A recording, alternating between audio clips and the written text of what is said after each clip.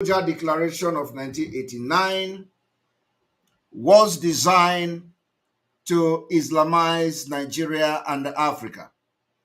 For those who do not understand, what the resolution passed in Abuja in 1989 is to make sure that in Africa, from West Africa to other parts of Africa, or the targeted West Africa as such, is that every sensitive position must be handed over to a Muslim.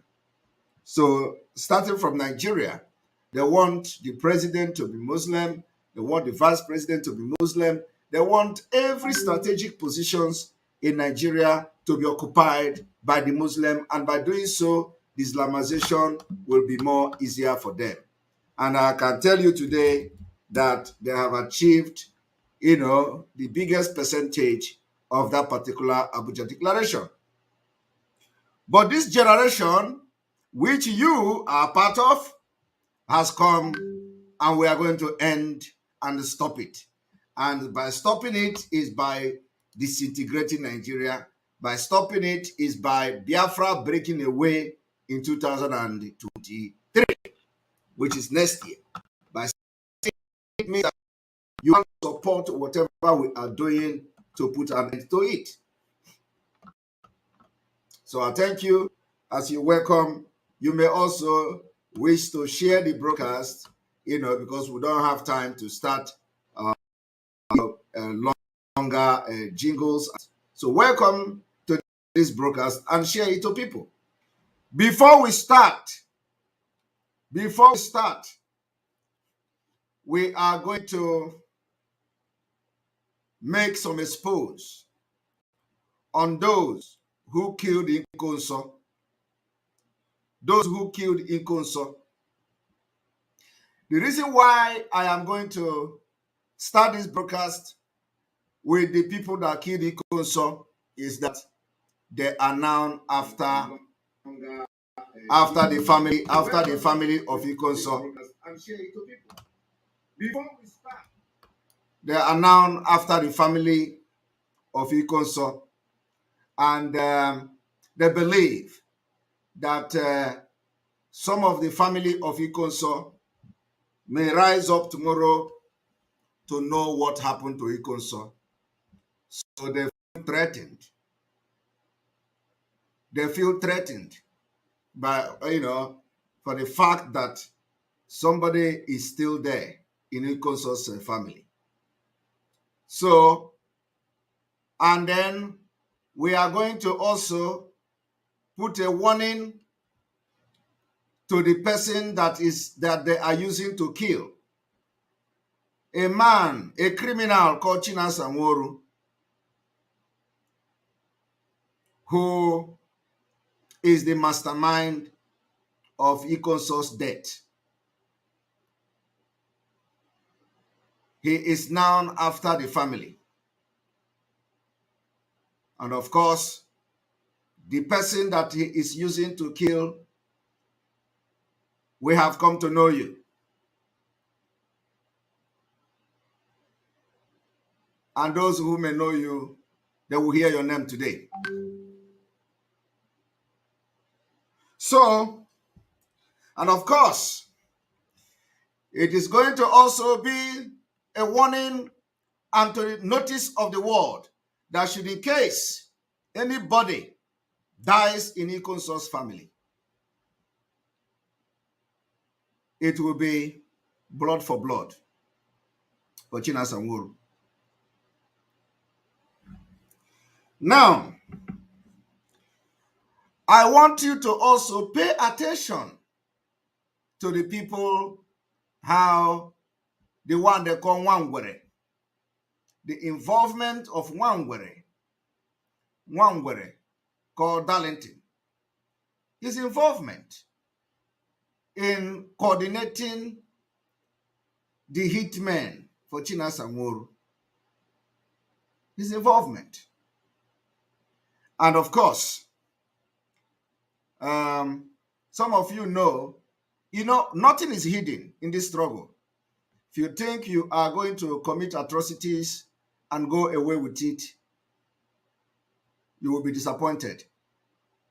Now, I want everybody to listen to how Chinasa Nworu plan and kill our people. Of course, that was in the past.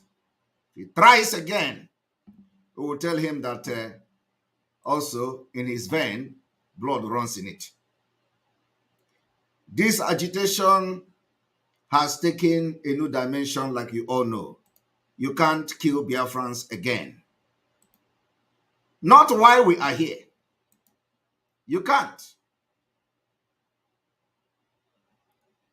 You can't kill Biafrans again.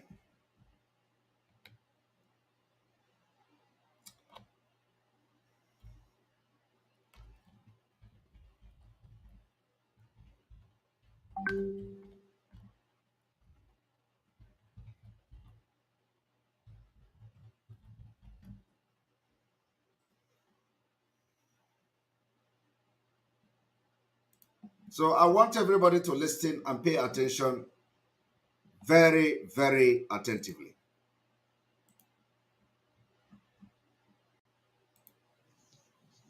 Hello. Chinasomolu. I greet. When you come Lady Conso and Nechukwado. I call you severally today. You pick my call. So don't know what is the problem or where the problem is. I text for any message, but later in the evening, either online, I began the call, the chat are calling 2 times, and they got about me as till the night, didn't call. Maybe I got a glance at working. My greatest surprise today was that land on my junior brother took out that on the phone. That in Ekima. Senior that Babu Yalangi and Yahi. I took out the money console. Chinasa Nworu gave the name of Ikonso brother to one of his hitmen called Ejima. Ejima, whoever you are and wherever you are, today after this broadcast will be the last day you are going to kill for Chinasa Nworu in Biafra land. Today, after this broadcast, today will be the last day you will kill. You will use gun or machete to kill a Biafran for Chinasa Nworu. I want everybody to listen.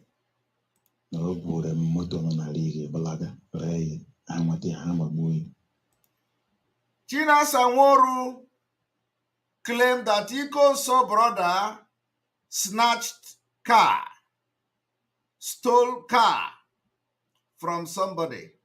Chinasa Nworu has become the police of Ndi Igbo. Chinasa Nworu accused Ikonso brother, who knows nothing about stolen car. But you know what they do is that they will, they will tell the person that is going to kill that the person kidnapped, or the person snatch car or something like that. They have to tell you something. They have to say something. Because the people that, for Ejima is a human being. So whoever that Ejima is, Chinasa Nworu gave order for Ejima to kill Ikonso brother. I want you people to understand that after Chinasa Nworu masterminded the killing of Ikonso by revealing just the way they did to Mazi Nnamdi Kanu.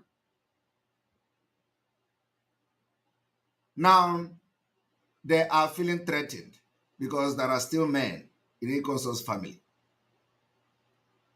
Because the point is that it can never be hidden. The truth will come out one day. So Chinasa Nworu is looking for a way, all means, to eliminate Ikonso's family. But you know, God have exposed them. This one didn't work out. This particular execution order from Chinasa Nworu didn't work out. That the Ejima who Chinasa Nworu have ordered to kill, the Spirit of God entered him. And he began to talk. And Chinasa Nworu gave him name of Ikonso brother to kill. So I want you people to listen to this audio. Very fortunately, so I called Ejima. Do Ejima why? Since you console me, and when you have a consortium no problem, Ejima Shimumba. And they were asking Ejima, why do you people plan to start killing Ikonso's brother? While Ikonso was alive, did Ikonso have any problem? Do you people have any problem with Ikonso? Ejima said no. But of course, Ejima will not know what Chinasa is doing. His own is to, they give him bullet, go and kill, and they give him name, and he start to look for the person. Sure, okay. How come? Usually, I will want them work. Ejima no pony Ashima, Chinasa Nworu, Gima. Send the Liaha Jokwado, which two other. Chinasa Nworu send the name of Chikwado, who is a Ikonso's brother, with other two persons, and gave him bullet and gun that he must look for Ikonso's brother to kill. You know, Biafrans, people don't know what to, you people don't know what we have done. You don't know what we have done in the struggle. Today they are crying. Today they are shouting and nobody listening to them. Because the blood of our men that Chinasa Nworu have shedded are chasing after them. I want you to listen. Guys.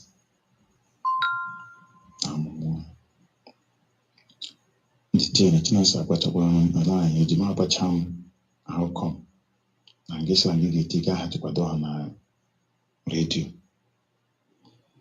Shimbala, Pola out of hand, Mother Mabunaki Adocha. And then because on the American Limen the Nile, who Chinasa Muru Limen the Nile, American Consul betrayal. And the person is telling them, in all these things, all of you, Ikonso has never betrayed any of you. Why would you want to wipe away Ikonso's family? Or is it because Ikonso is no more? That's why you want to kill all his relatives? So added them no glove. All na mmadụ mere ihe iji nọmba Chikwado. Fọkọ Chikwado iji nọmba m enwere m nwanne Ikonso. Ele kpọta m jụọ m kedu ihe naanị m ga-enọrọ nwanne ya si nwanne Ikonso mere ma m jụọ m nwanne Ikonso elect. Or another person. Somebody say calling his brother's name. His brother is not in, well, you know, doesn't our leader have brother? Doesn't our leader have brothers? What has Ikonso having brother got to do with what Ikonso was doing for Biafra? Or if you are fighting for Biafra, you should not have brother again in Nigeria. Is our brother, is our leader brother not going to court and gallivanting in court, making calls? Has anybody killed him? So what is wrong with you? Ikonso brother is not Ikonso. Ikonso brother is not involved in Biafra thing. So why would somebody be afraid of mentioning Ikonso's brother? But you know, one thing is that the people that killed Ikonso are not resting. They are scared that somebody is going to rise up when they know the truth from Ikonso's family. So they are hell-bent to eliminate them. But it is late. That can never happen again. I want you people to listen. iko nsọ na ụmụnne jere league chile ya nwanne iko nsọ eburu ha moto big elu or whatever oburu ya pụọrọ ebelaga ọsọ ịtagizie ya ọwụzi nwanne m achụgbu ya gbagbuo ịchụkwado aha onye na-awụdị chụkwado si chụbụ ya gbagbuo ya na-eburu moto bụ ya that they gave him car. Well, you know, of course, they have to ask, they have to say something, you know. So Chinasa, the criminal, is now the one policing every, you know, of course, you know, this was then. So this Jima that they will buy gun and give. Chinasa Nworu will send you money from Kuwait. IPOB for those idiots, some of the idiots that is still contributing money to them. They will contribute money to them. Chinasa Nworu will use the money and they send it to the criminals because they are not in charge of ESN. ESN are decent men. ESN cannot take life of Biafra people. ESN, they know what is called the rule of engagement. Chinasa Nworu, all these people that are still contributing $10 to them, they will contribute the money. Chinasa Nworu will send the money to Ejima. And you know, because probably these are the dead men squad, they are, you know, the criminals they have.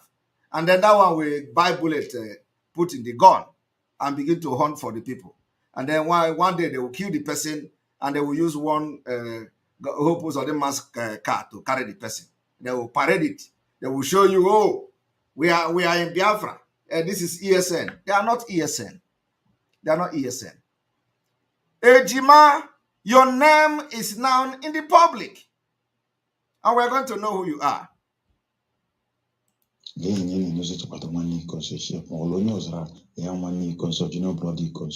didn't ask.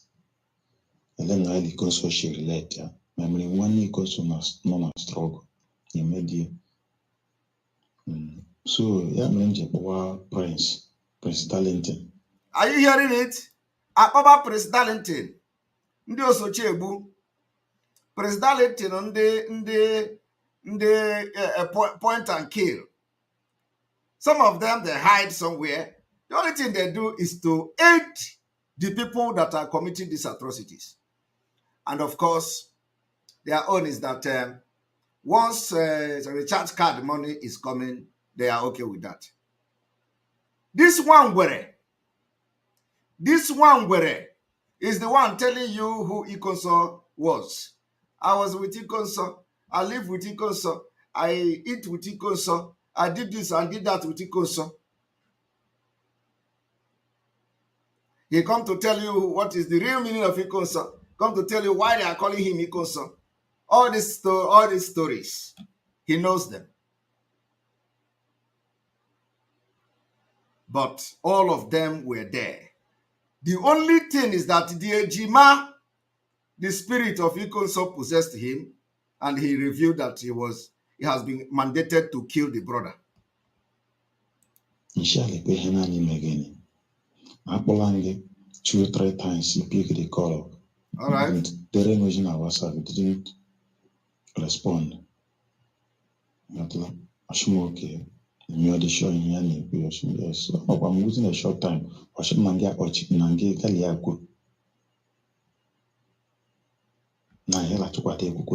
hearing that? Immediately as they were calling the criminal Chinasa Nworu, he refused to pick the call because he knows why the person was calling him. He refused to pick the call, but instead of picking that call, he called to Darlington, to Nwangwere. Criminals. He called to Nwangwere. And Nwangwere is the one who, supervises the order of Chinasa Nworu. So instead of Chinasa Nworu to pick the call of the person calling him, he didn't pick the call. Rather, he put call through to the Nwangwere called Darlington. The partners in crime. Ikunejugo. That's why when you see them,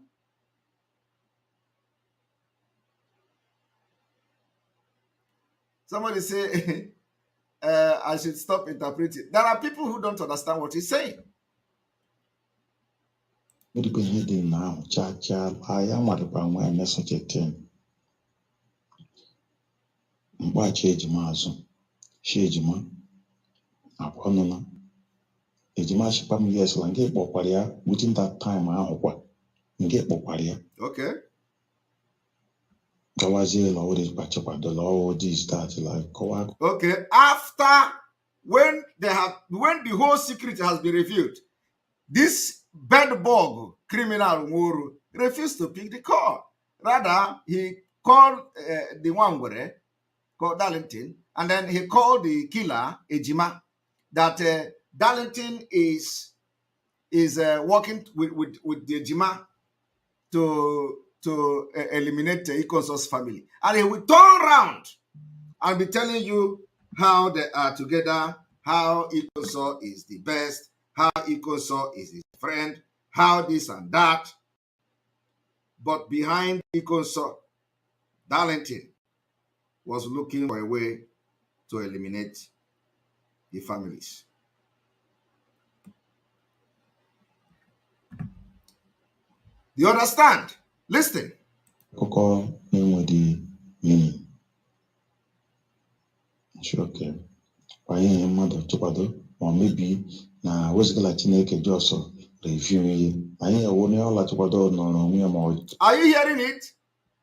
That if not that Chineke, which is God, revealed it, and the Ejima opened his mouth to say it, what they would have done is that this Chikwado Ikonso brother will just be on his own. They will enter where he is and shoot him dead. Listen to it. That is what they have done to many people before now. Mother tụkwado ma mebi na wezigala Chineke jọsọ review ihe anyị ewu onye ọla tụkwado nọrọ onwe ya ma jebere ibe ọ na-eje ndị apụta tag ya gbagbuo ya. Yes. Then enuzie ya obi ọma na-akpanye ma mgbe ịbịazi chọpụtala ọwa ashị anyị ahụ ikwuru shi gbagbuo tụkwadoro ọwa ashị then amadị m how you go be. Okay. Mana ọdịdị mma o some people ekwuola ihe a too much gbasara anyị nke lara dị ahụ shi ekpe nye nne m si shi gbagbuo. Okay. Ndị ere nọkwala strọgụ ọgwụ nla ha na-eme isi ike ihe ga-emewokwa ịchọọ onye nọ ha nso kpọọ ha kọntrolu ha shi mgbe nne emewere ihe dị nọ nne laụdụ ihe ga-emegara akpọ the person shi gbagbuo ha nweta ya ha gbagbuo. Are you hearing it? Ọmụmụ ka esi achọ Biafra. Okay. You see, because ebrozo onye ọzọ n'isi ọ dịka ebukwu nkụ. Now people are now getting the message. Okay? This person talking now cannot understand what we have done and what we are doing.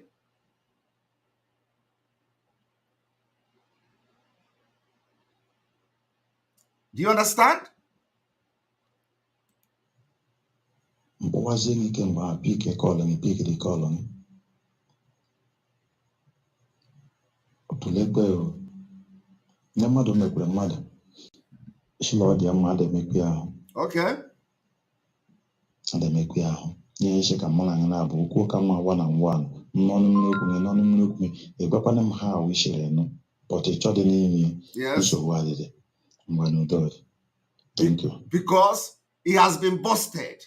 So Chinasa Nworo could not pick his call again. Makana I bust together. So, but of course, on this note, we are putting it on record and at the same time sending a very last warning to the one called Ejima. If you kill for Chinasa Nworo again, we will hunt you anywhere you are.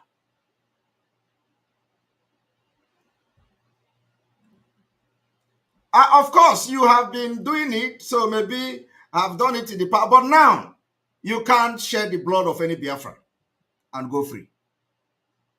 Both from Ikonso family to anybody. So, and we are going to watch you. You are not invisible. You can't. You can't kill for Chinasa again from today. And the one that have knowledge of who they are going to kill and eliminate also. Anyway, you can continue. Continue in your evil way. Those who think that Biafra is where to practice cannibalism. You will all reap what you sow. On this note, we are now going to the exposition of today. You know, these people doesn't exist, but it is very, very important that now some of the things are coming up and people will know what we have done in the past and how we have ended their criminality. We are ending it. If it is before, you will see every day they will say this one has been killed, that one has been killed, this one. What they do now is to arrange some people in the community and they will capture one person and begin to video the person, you know. And then, of course, when they video the person, they will begin to call someone. I don't even respond to all those nonsense. These are, you know, inconsequential people. They will gather in a place and carry one person, put his hand, you know, tie him and begin to talk. Are you fake ESN? Are you this one? Okay, this Simon Ekpa. One video like that came and, oh no, from nowhere, from Blue Moon, the guy begin to talk. Okay, you people that are working for Simon Ekpa. I just laugh because, you know, you can't beat me in a game that I'm very, very well grounded, professional in it.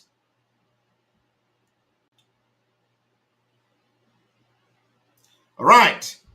So what are we doing today? We are taking you again to the journey of Abuja Declaration of 1989. This is exactly 48 minutes into the program. So if you want to watch only the Abuja Declaration and our exposition of today, you are going to start from the 48 minutes into this program.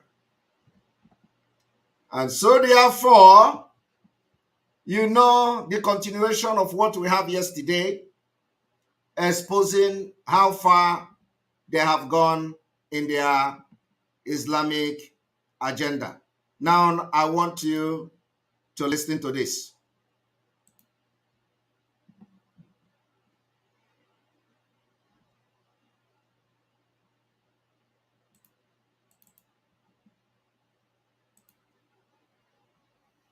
Welcome to our forum discussion on the roots of prejudice. All four participants in today's discussion are high school students from Africa. Now, from Nigeria, Mohamedou Lima, 18 years old. I'm a Mohammedan, and I have prejudices against Christians too in southern Nigeria. You said you have prejudices against Christians in southern Nigeria. Is that particularly because they are Christians?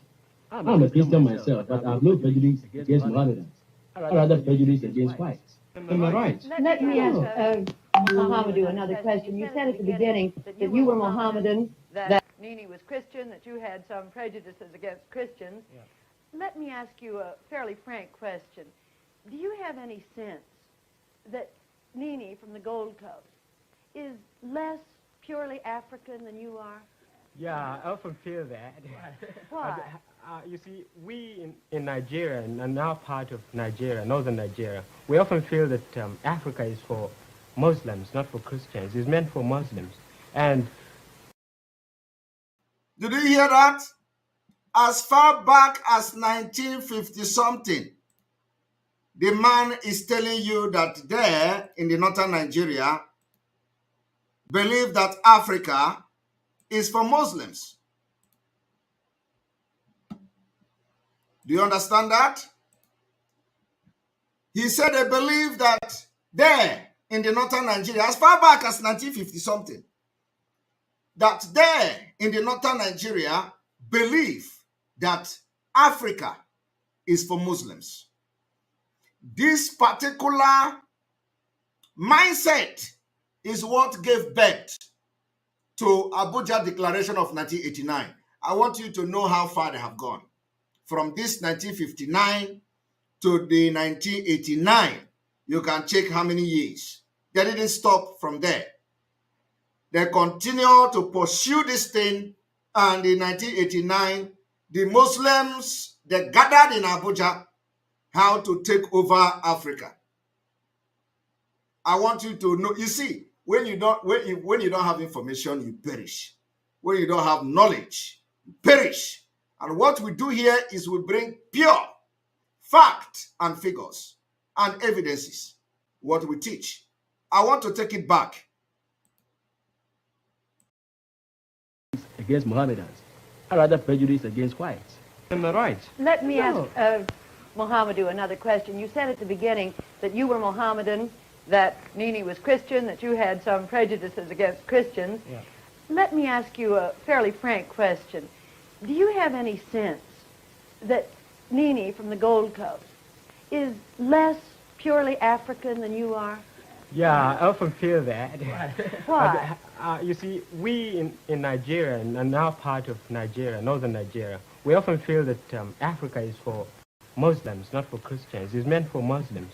And We in the northern Nigeria, we believe that Africans are for Muslims, not for Christians.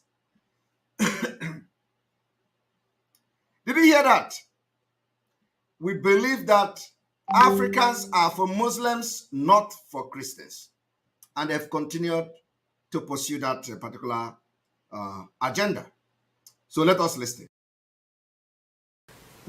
our social life is entirely in Nigeria. We often feel that Africa is for Muslims, not for Christians. It's meant for Muslims.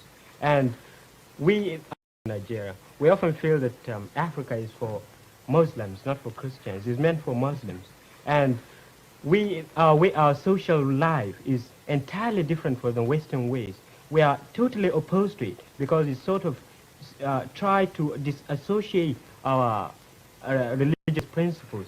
We were And talking a moment ago about discrimination between white and black. Suppose Nini comes to visit you in Nigeria. Would he be discriminated against in any way? I suppose so, simply because for one reason.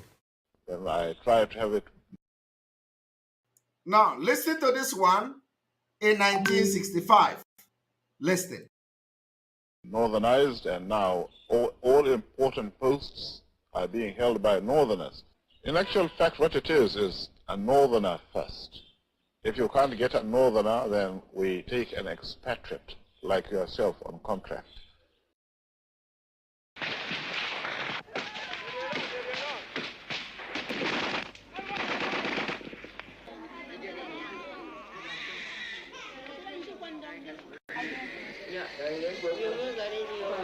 So that's EPOB. It's just like a dot in a circle. If they want. And he said, we are like a dot in the circle. We are like a dot in the circle. The same agenda from 1950 to 1965 of Ahmedu Bello, or whatever his name is, to 2022. Listen. To exist, they would have no access to anywhere. And the way they are spread all over the country, having businesses, having property, I think IPOP doesn't know what they are talking about. In any case, we say you talk to them in the language they understand. We will organize the police and the military to pursue them. We will talk to them, to IPOP, in the language they will understand. The man said, we are going to organize the police and the military to pursue us. The military have not pursued the Fulani killers. The military have not pursued the bandit. The military and police have not pursued Boko Haram. They have not pursued the terrorists. Today, the terrorist is in Abuja. The military and police is not pursuing them. The terrorists have taken over Kaduna. They have not organized the police and the military to pursue them. Why? Because of the Abuja Declaration, because it was then it becomes official. It was them, they have signed agreement. It was in 1989 they raised a communique. It was in 1989 they now have a template in paper. And that is what they are working towards. That is why he can raise police and army against Biafra, but he can't raise the same police and army against those who have laid siege in Abuja. That is the reason why this man and his cabinet can raise police and army against IPOB, against Eastern Security Network, but have refused to raise army and police against terrorists and bandits. That is why the kidnapping in Biafra land is going every day, and this man have refused to raise army and police against them. But here, he boasted how he's going to raise police and army against us. Now ask him, are they finding it easy in Biafra land we are dealing with them mercilessly.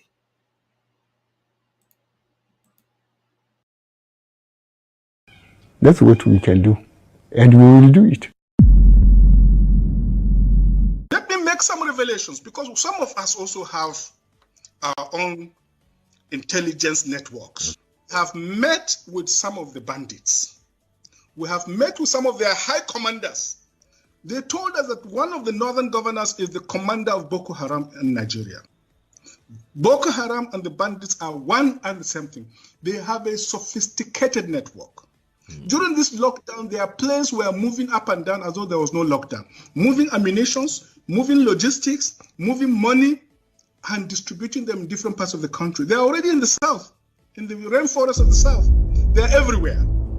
They told us that when they finish these rural killings, they will move to phase 2.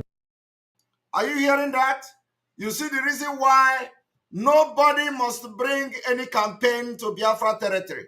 You see the reason why we must not allow the Nigeria entity, the failed and the frontline Nigeria, to renew any agreement with us.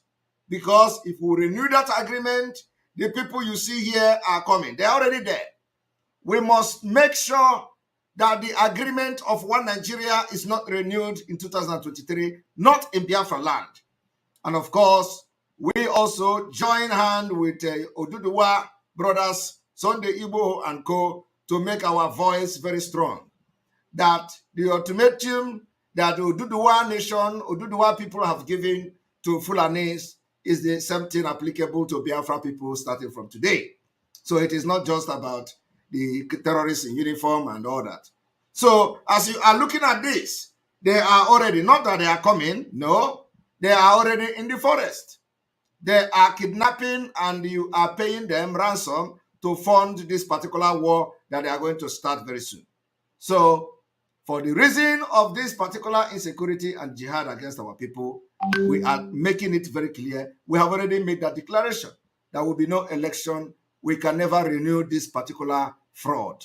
That will now give legitimacy to the people that are going to pilot the affair and will sponsor the terrorists to take over our land. And of course, if you think you are going to come and disobey Biafra people, you will come and Biafra people will deal with you. I am telling you the fact. The phase 2 is they go into the urban cities, going from house to house, killing prominent people. I can tell you, this is the game plan. All right. By 2022, they want to start a civil war in Nigeria. And secondly, Sheikh, you talked about a tribal war going on. And I'd like to know more about that tribal war, because I don't know of any.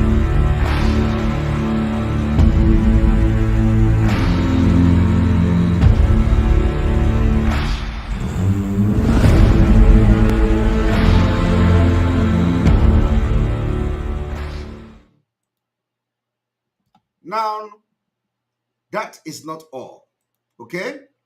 That is not all.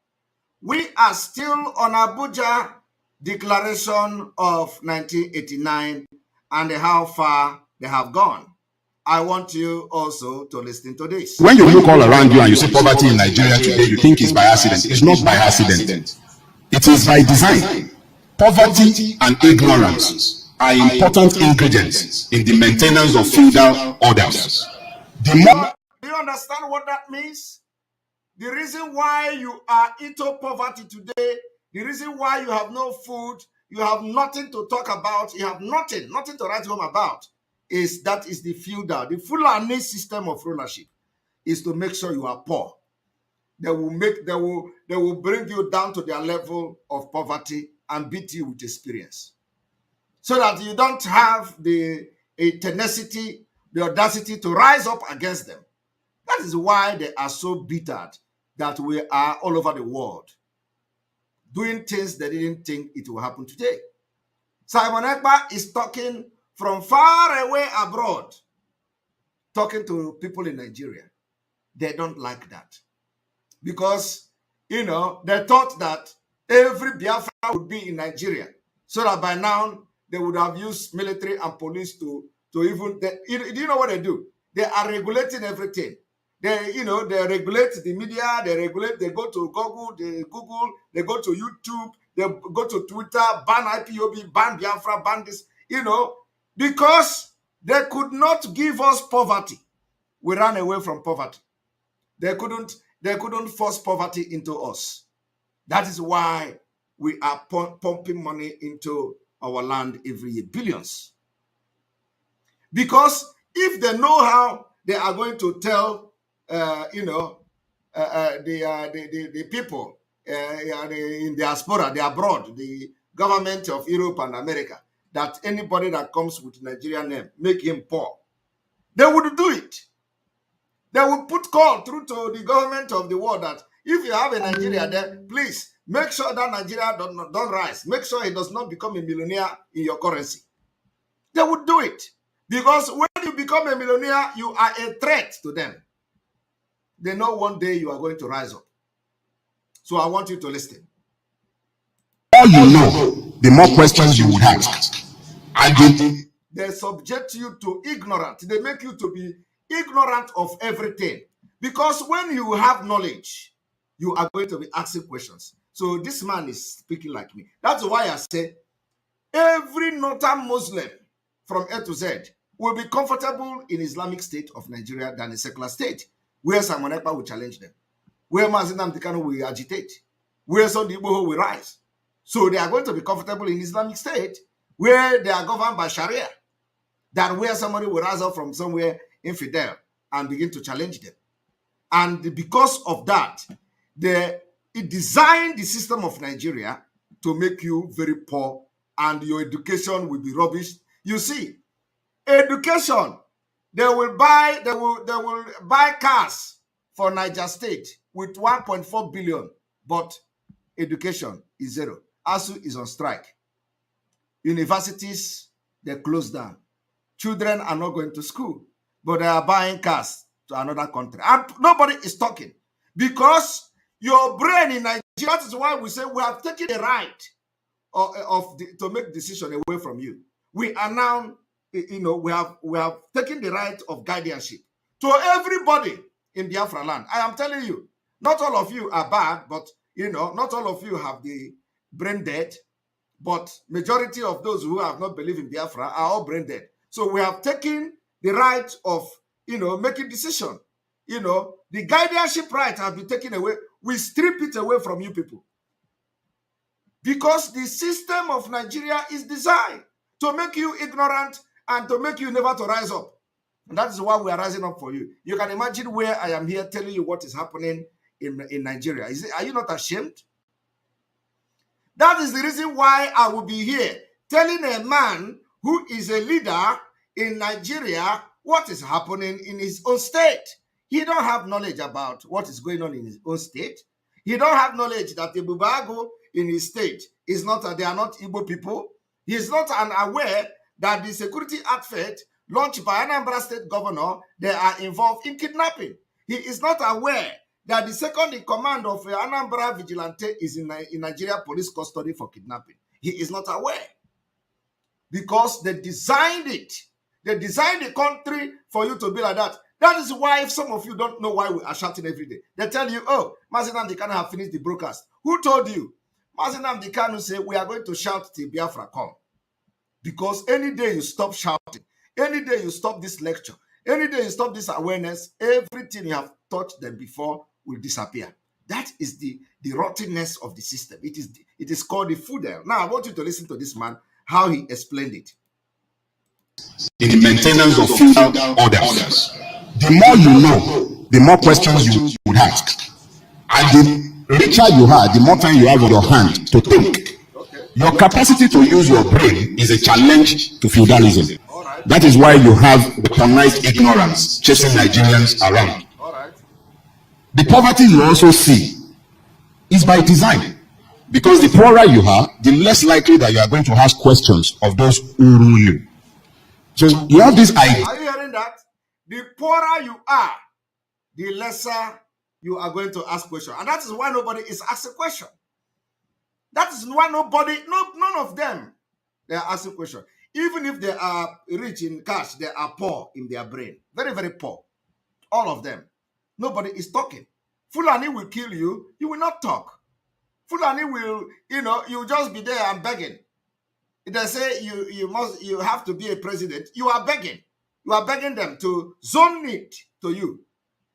But you claim to be a citizen of Nigeria. You can't conduct election and win without begging Fulani. Are you normal? No, you are not. Idea of feudalism that started as part of a culture, but that has transcended that culture. It used to be that when you're talking feudalism, people are waiting to see an emir, or they are waiting to see a sultan or an alkali. But the reality is that idea, and that's where we come back to the ideas again, that idea is like a virus.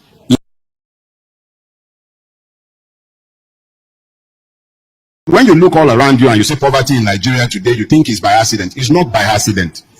It is by design. Poverty and ignorance are important ingredients in the maintenance of feudal orders. The more you know, the more questions you would ask. And the richer you are, the more time you have on your hand to think. Your capacity to use your brain is a challenge to feudalism. That is why you have weaponized ignorance chasing Nigerians around. The poverty you also see is by design. Because the poorer you are, the less likely that you are going to ask questions of those who rule you.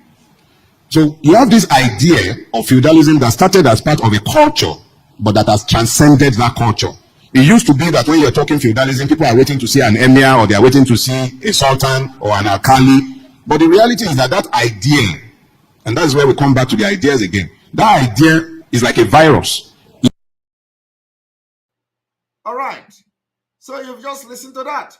Now let us go to those who are not poor. I want to bring our chief, very formidable chief that always speak. I want you to understand everything this man is talking about is Abuja Declaration. Important to me today is that there's a process of Islamization coming on. This is what Buhari is doing. And when you see the attack from Benue Plateau down to the southeast, these are the hardcore, strong areas of Christianity in the south of Nigeria. When they are demonized, when they are reduced in strength, ask me, what are Nigeria people doing in the southeast? What is Nigeria doing in the southeast? People in the north have been warning me that we are talking about election. Something much more serious is coming. Because he wake up one morning and declare a state of emergency. His military is all over the place. His herdsmen have taken over the whole southeast. Our people will wake up and you don't even know where to run to. Are you hearing that? What this man is saying here is the reality. The reality, the effectiveness of the 1989 Abuja Declaration. Abuja Declaration have succeeded to some point. That is why they can deploy the military unchallenged. That is why they can deploy police unchallenged. That is why Southeast can be under siege. And nobody from Southeast is talking. It's because the Abuja Declaration have succeeded somehow. That they have caged everybody and nobody is talking except us that are from abroad. So Abuja Declaration is not here. It is not effective in Europe. It's not effective in America. But it is effective in Nigeria. That is why nobody is talking. And I want you to listen. You will remember that Peter Obi or Atiku, anybody is running for presidency. He has a different agenda. This is why he's not interested in the killings in his country. Are you listening to that? They all have different agenda. Not only Atiku.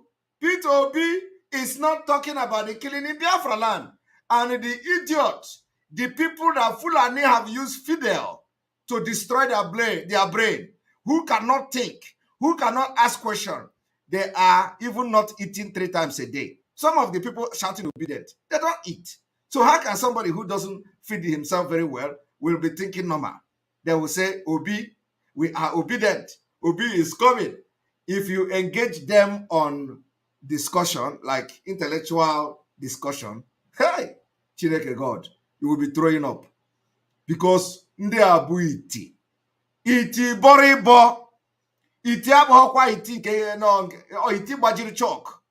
You know, it will break chalk. That is the worst it. When you went to school and at the same time you become it. Very, very dangerous. So you will be talking, you'll be hearing them shouting about PVC because their brain is not functional anymore. The system of Nigeria have designed their brain to be not reasonable. Now listen. Killings will be happening, and he jumped into a plane to travel abroad. Tinubu has not visited the Southeast, not in primary, before primary, or after that. He's not interested. Instead, he's a deputy, his vice presidential candidate said that P2B will be an Igbo president, not a Nigerian president. What an utterance for people, somebody to make. He shows you the inner thinking against my people. Yet, they are hoping on one Nigeria election. Like we have said, if you think that this election is going to hold, honestly, you don't know what is coming.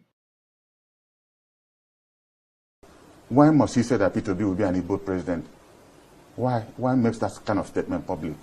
This is a man who harbored and developed Boko Haram. Boko Haram leaders were caught at the State House of Borno State in Abuja here, and nothing has happened. Nobody has questioned him. Well, he has denied. Did you hear that? He was the vice presidential aspirant to Tinubu. Everybody know him now. He was the one harboring Boko Haram. Why? Because they are the ones sponsoring them. Denied that he harbored or he has anything. But did he deny that the person, that EFCC did not arrest the person in his lodge? He didn't deny that. He didn't deny that. The man, the government, the police in this country arrested the man in his lodge. Did he deny that? When the Boko Haram started, when he was governor in Borno State, he should tell us how it started. Why up to today, it's now a good business in this country. That violence has spread everywhere. What will they use when campaign starts next month to tell Nigerians why we must vote for them? Records.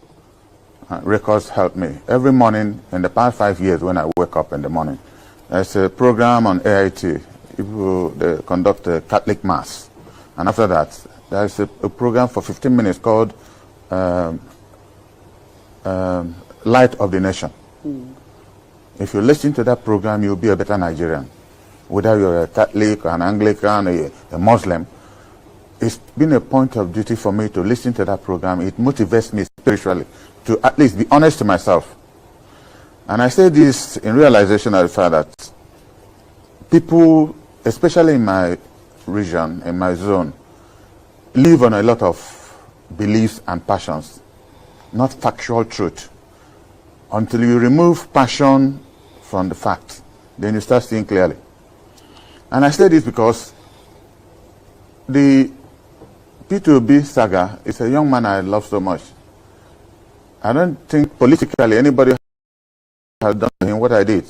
I was chairman of PDP and declared on national television that he won election and not Chris Ngige.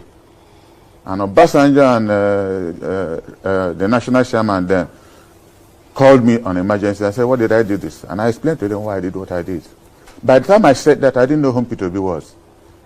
A few days later, he came to my house with now late Chief Jacob Nwokolo, one prominent Anambrarian one prominent Anambrarian from Abagana. And he said, you mean you have not met? I said, I've never seen him. I'm just seeing him for the first time. What I just told you, I said it about 2-3 months ago at the PDP zonal meeting in Enugu. P2B was sitting down, our 2 governors were sitting down, and every other prominent person. I said, I addressed issues based on facts. Because I looked at the behavior pattern of Chris Ngige. I said, no, we knew what we did to make him governor. And you cannot steal from those who stole for you and run away. That was how they attempted to abduct him. But that aside, Peter was handed over Abga by Chief Odumegwu Ojukwu.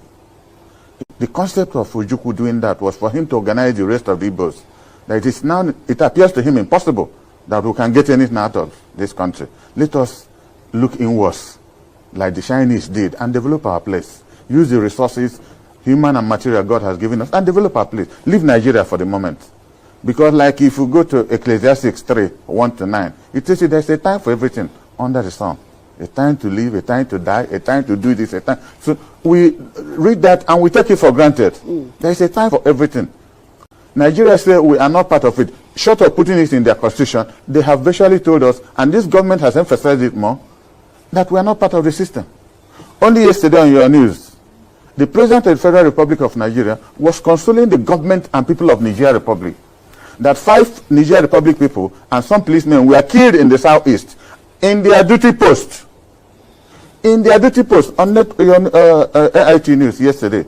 And I said, the people started calling me, what's the business of Niger Republic people in their duty post in southeast Nigeria? Did you hear that? What is the business of the Niger Republic people in their duty post in the southeast in Nigeria? That is to show you these criminals and the terrorists in the military and police uniform are not Nigerians. They are not Nigerians. You see why we are chasing them away from the 15th of this month. They are not Nigerians. They have brought them from all over Africa, give them police uniform, give them military uniform, and they are killing our people. And you turn around to ask, why are these killings in Biafra land? And people don't know, because the Biafra people or whoever have dealt with some of them in the southeast. And the president is sending condolence message to Niger Republic. Niger Republic, they know who they are. They brought them into our land to give them the Nigeria army uniform, give them the police army uniform, and they are killing our people. And nobody is talking. You see the reason why election must not hold. And from 15th of this month, if these terrorists are still in our land, we are going to go after them. After them, anywhere they are. We must restore peace in Biafra land.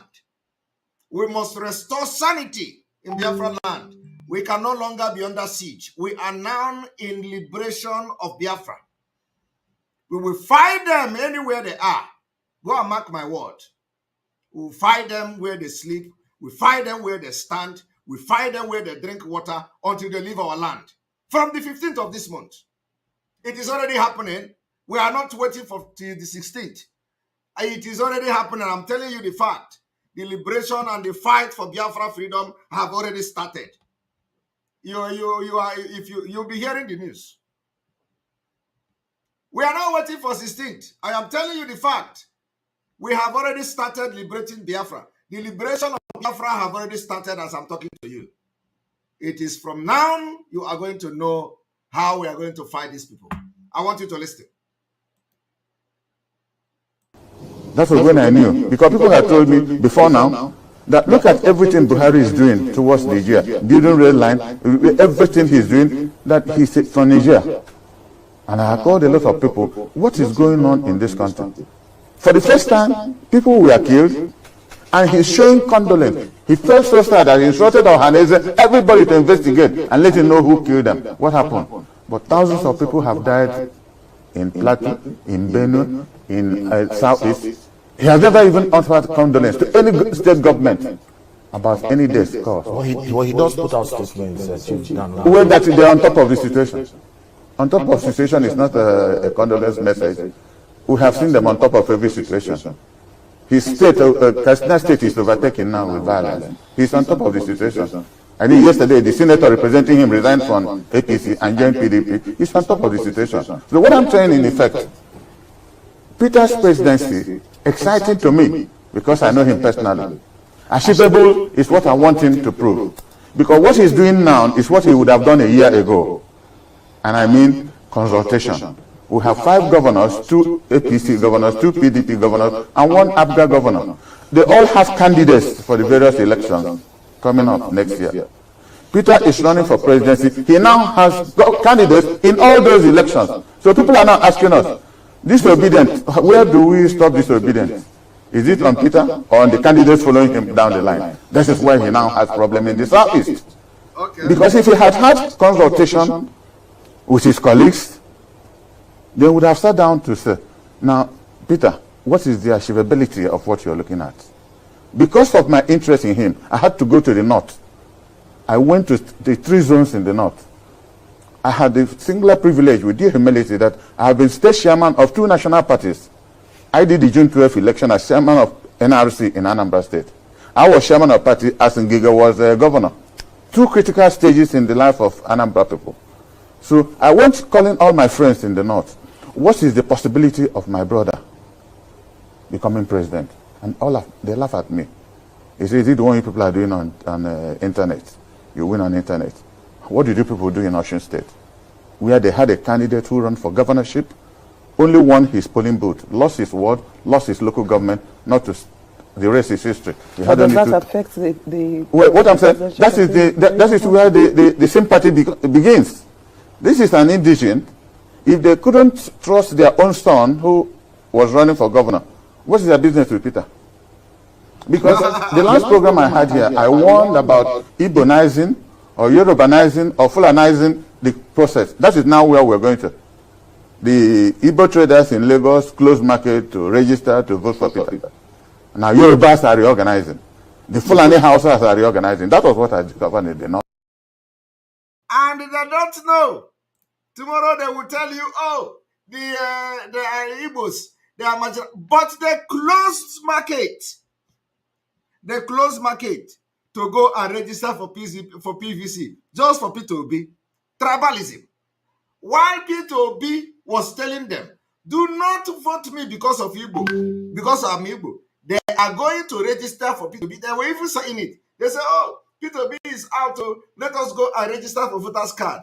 When you are hanging, Alaye people were obejiri because the man told you, don't come to support me because I am Igbo. And they started this tribalism in Lagos because they did not go to start registration of PVC because of Nigeria presidential election. No. They went and they were boasting how they are going to vote P2B and they are going to register because of P2B. Why would you do that? And you come to blame Alayes I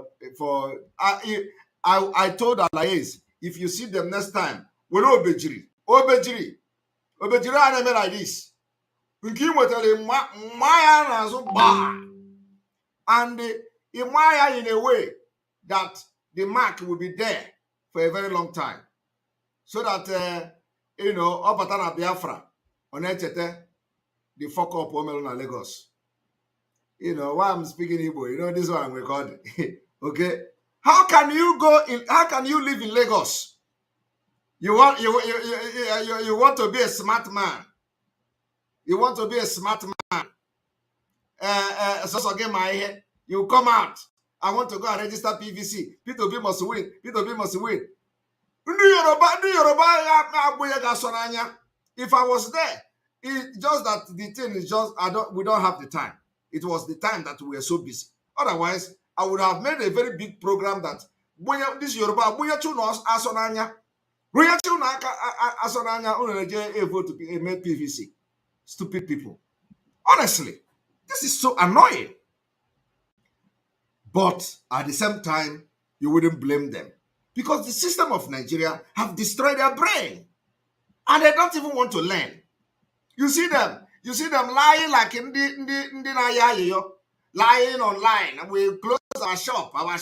Bring money. Let us support our Eastern Security Network. All of them will be doing like this. P2B is out. You will not go home now. Travel now, let us see. Travel. Bini bypass. Once you are entering Bini, you are going to the bypass. Once you go halfway, I want to get there. 30 million. And I have on. I will be speaking Igbo because all of them are hearing Igbo. This one of the people I'm talking to. They don't go home again. They can't, and these are the people. Some of them are telling me, Simon Ekpa, come home. Come home. The people asking me to come home are not even home. They are in Nigeria, but they are not home. Because Yoruba is not your home. Lagos is not your home. Some of them are in Abuja telling me to come home. Is Abuja your home? They are in Lagos. They are in Ibadan. Telling me it is hard, very, very hard to see somebody in Biafra land telling me to come home. Very, very hard, except all these people following the stupid people. It's very hard. All the people telling you to come home are either in Lagos or in Benin or in Abuja or in Ogbomosho, all those areas. That's where they are. And it is very annoying because they cannot even go home themselves. You know, when they are in Yoruba land, they think that they are home. Yoruba land is not your home. Go home. Travel from Lagos to east by road. Nyamoto, Gade Anata. If you go to your father's compound, you pick up phone and enter internet and tell Simon Ekpa, you are home now. Come back to home. I will respond to you. But you cannot stay in Lagos and telling me to come home when you don't even travel to your village. Some of them are complaining, for the past 8 months, we have not traveled to village. The kidnapping is everywhere. Before you not if you want to travel to southeast, 150,000 by air, from 30 million to 100 million by road, depending on the Fulani that kidnap you. If the Fulani that kidnap you are the educated one, the educated one are those who can speak broken. Their price is like from 100 million because, their own is they have certificate. They have certificate, not the certificate they give you. They have certificate for speaking English and speaking broken. But if it is those one from Mauritania that will be speaking, so they will have only one person that is a translator, translating what they are saying, communicating with you. They will have one translator. Those ones, their price is very cheap, from 30 million. Some of them can even collect 10 million. So their price is very cheap. But once you have those who grow up in Aligbo, those who can even claim that their name is Okechukwu, from 100 million. Because if you bring Igbo, they speak. If you bring Broken, they speak. So for those that, when they catch you, when they kidnap you, if they give you a phone, you will be talking to your people, you'll be speaking Igbo. Once they tell you, don't speak that, speak what we can hear, you will know that those ones, they are cheap. But those ones that, if you speak Igbo, they are listening. They are not worried. If you speak Yoruba, they are not worried. Now from 100 million, 100. So I am telling you the fact. So why would you not support the Eastern Security Network? Why would you not bring money? Let us fight this thing once and for all. So you stop complaining.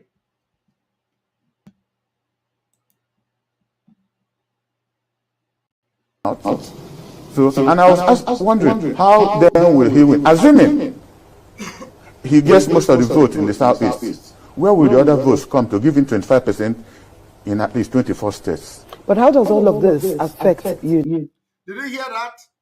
Assuming if Obi get vote in the southeast, where will he get the other 25% and stuff like that? Because of this 25%, we are going to do everything to stop election in Biafra land. Let us see how they are going to win election. Anybody that we see in Biafra, although I don't even need to go there and start threatening anybody. I don't hate Igbo agwe onye ọcha. I don't hate Igbo agwe onye ọcha. Come and do election in Biafra land. All of you are wasting time. Complete time. This thing is very good because I would like this history that we're going to make. Now they are, and now I say, don't worry. Is it not IPOB? We know them. Don't worry. Is it not IPOB? We will know them. Yeah, is it today? Or take half of will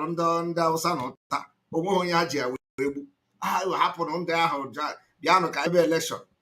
Hi, Chineke God. Oh, I like surprises. Let us listen. the ambitions of the PDP candidates from this is what I'm coming to, because I said traditionally, the South-East has been a PDP stronghold, all true. Now, and Peter, until recently, was the top member of PDP. He was the leader of PDP in Anambra State. And up to now, he's our leader. He hasn't told us that he has left us. He hasn't officially told, I think he hasn't told me. And we haven't nominated a new leader. He's our leader. Even though you see on TV... I see on TV he's running for president. He hasn't called me personally, as close as I am with him. He hasn't called me personally. But he did resign. Well, that is his business. There are processes he has to do locally before going national.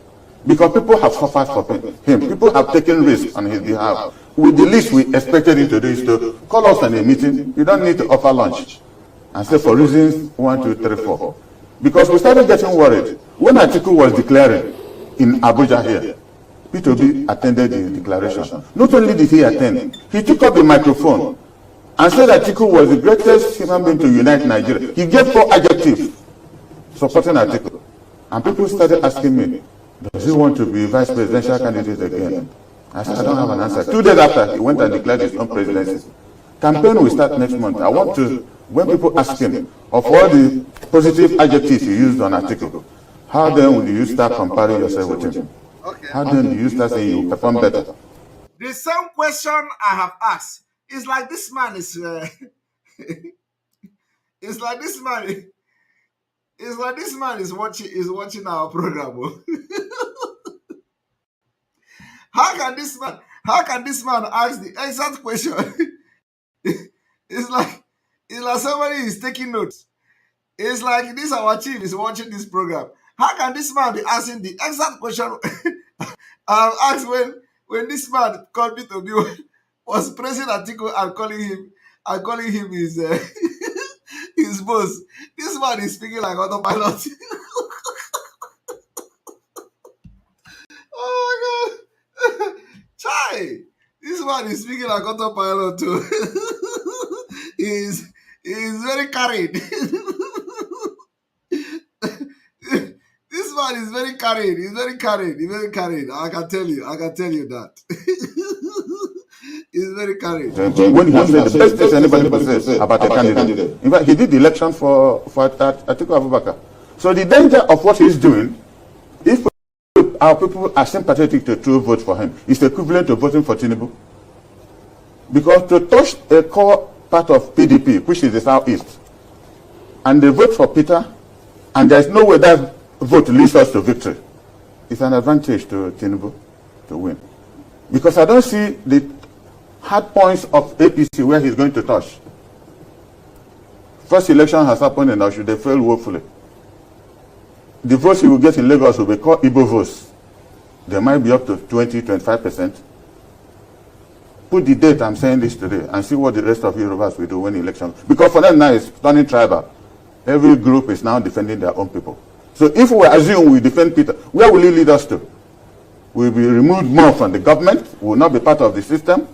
But in PDP, not only is Atiku positive for us, he's married an Igbo woman, has about 4 or 5 children from her.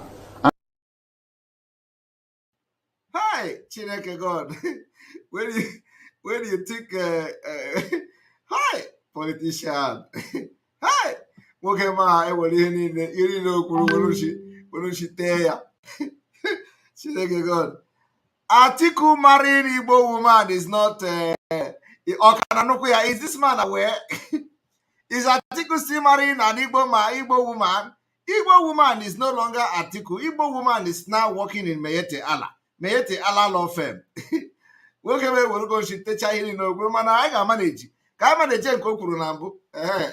Let us manage the other one and for this one. So we are going to now read the Abuja Declaration, Abuja Declaration in newspaper. If you look at this newspaper, you are going to see that amid our alleged Islamization agenda, Nigeria Police Academy Commandant Ahmed accused of replacing Christian personnel with Muslim personnel. Abuja Declaration of 1989. Now let us go. This man is implementing Abuja Declaration of 1989 in police as I speak. Let us see how he did it. Ahmed alleged to have illegally transferred some Christian personnel out of the institution and replaced them with Muslim. That is Abuja Declaration of 1989. The total implementation. What they are doing now is to change all Christians from sensitive places in the security so that when the war starts, which we will start it by ourselves if they did not, where by the time we are going to declare Biafra, they already, they have brought the war already to us. So we are going to, take the war to a next level. The commandant of the Nigeria Police Academy, Wudili, Kano State, Abdurrahman Ahmed, has been under fire over alleged marginalization and subtly engaging in Islamization agenda. I do not know what they are talking about, marginalization. Let them begin to call it the name that it is, Abuja Declaration. You see, we are going to release statement on this. We are going to release statement. We want the media houses to begin to address this the exact way it is. It is called the implementation of Abuja Declaration. Abuja Declaration. Some staff member of the institution who spoke to the Sahara Reporter accused the Assistant Inspector General of Police of victimizing personnel based on their religious faith. Ahmed was said to have illegally transferred some Christian personnel out of the institution and replaced them with Muslim. 1989 Abuja Declaration implementation with speed. The furtherance to the achievement of the mission, the vision of his Islamization agenda, once reported by Sahara Reporter, the Commandant AIG Abdurrahman Ahmed in a transfer signal dated 3rd August 2022 and signed by Christy Kuki Mrs., the CP in charge of welfare, transferred 21 personnel, out of which 16 are Christians and 5 Muslims. A source told Sahara Reporters. Look at the document here. These are the documents of the transfer. All the names you can see here, all the transfer are here, all the documents are here. So there is nothing to be hidden. There is no hidden thing there. Everything is here. Evidence-based. Okay? This act clearly shows the handwriting on the wall as the mission to Islamize the academy is almost 90%. Are you people hearing it? Almost 90% completed if nothing is done to avert the doom that will soon occur in Nigeria. The point is that people do not understand it is not only in the police academy. They are not paying attention, no. It is not only in the police academy. If you think it is only in Kano, you are lying. I want you people to listen and listen very attentively. Tell Sahara Reporter, tell all the idiotic people, tell all of them that if you think that it is about the police college or, you don't know what you are talking about. It is more than that. You need to understand the level of the implementation of the Abuja Declaration of 1989. A Muslim staff member of the institution also kicked against the action of the commandant. All of them are Takia. They are not real. This is wrong. Even though I'm a Muslim, I'm against his action. Unfortunately, when this plan was published by Sahara Reporter months ago, both the Nigeria Police Force and the Police Services Commission and Service Commission, that is the supervising body, were mute. He said they are going to be mute. That is how they roll. That is how they roll. They will always be mute, pretending that they didn't see it. Now it is getting out of hand, as the commandant always claimed the IGP, the General of Police, is his personal friend. As such, he is justified and covered to run the academy as his spirit lead. Are you hearing? They are running Nigeria police as the spirit lead. That is the word. The Nigeria Police Academy is being run as the spirit lead. The spirit leading them to implement completely the Abuja Declaration of 1989. People in Aso Rock is running the government as the spirit lead. No, they are not running it according to the Nigeria Constitution. The same thing to Senate, the same thing to Army, the same thing to DSS, the same thing to all these places that you have. In fact, let me tell you one thing. I'm going to play this. I played it yesterday. Let me play it again.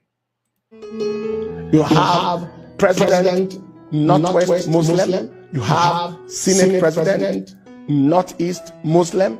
You have INEC Chairperson, Northwest Muslim. You have Speaker of the House of Representatives, Southwest Muslim. You have Chief of Air Staff, Northeast Muslim. Minister of Defense, Muslim North. Chief of Army Staff, Northeast Muslim. Inspector General of Police, North Central Muslim. National Security Advisor, Northeast Muslim. Director, National Intelligence Agency, Muslim North. Director General, SSS, Northwest Muslim. Comptroller General of Immigration, Northwest Muslim. Comptroller General of Customs, North Muslim. Comptroller General of Civil Defense, Muslim North. Comptroller General of Nigeria Immigration Prison Service, Muslim North. Acting Chairman of EFCC, Northeast Muslim.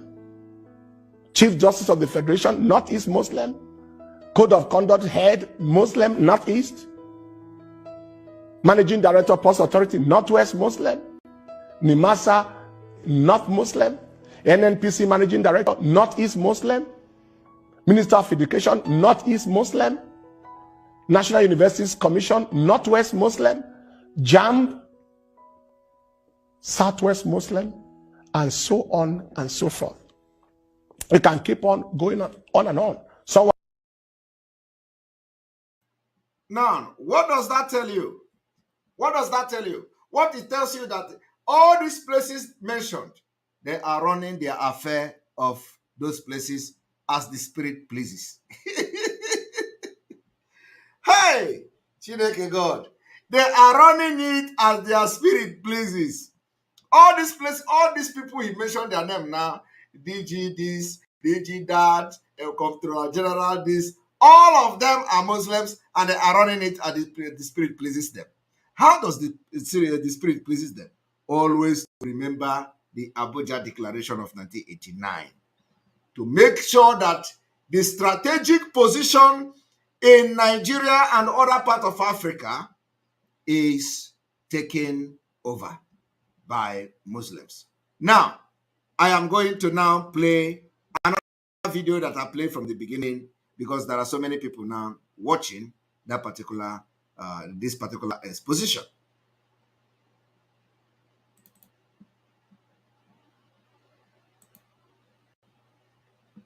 Welcome to our forum discussion on the roots of prejudice. All four participants in today's discussion are high school students from Africa. Let me introduce them to you now. From Nigeria, Mohamedou Liman, 18 years old. I am a Mohammedan, and I have prejudices against Christians too in southern Nigeria. You said you have prejudices against Christians in southern Nigeria. Is that particularly because they are Christians? I'm a Christian myself, but I have no prejudice against Mohammedans. I rather prejudice against whites. Am I right? Let me ask Mohamedou another question. You said at the beginning that you were Mohammedan, that Nini was Christian, that you had some prejudices against Christians. Yeah. Let me ask you a fairly frank question. Do you have any sense that Nini from the Gold Coast is less purely African than you are? Yeah, I often feel that. Why? You see, we in Nigeria, and our part of Nigeria, northern Nigeria, we often feel that Africa is for Muslims, not for Christians. It's meant for Muslims.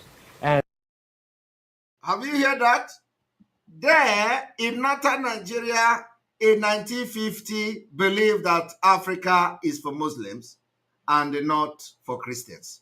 So the northern Nigeria have this thing in their mind for a very long time, that Africa must be Islamized and Africa is for Muslim and not for Christian. For that reason, they are looking for a way until they get to Abuja Declaration of 1989 to make it more official. Let us take it back again. Question. Do you have any sense that Nini from the Gold Coast is less purely African than you are? Yeah, I often feel that. Why? You see, we in Nigeria, and our part of Nigeria, northern Nigeria, we often feel that Africa is for Muslims, not for Christians. It's meant for Muslims. And our social life is entirely different from the Western ways.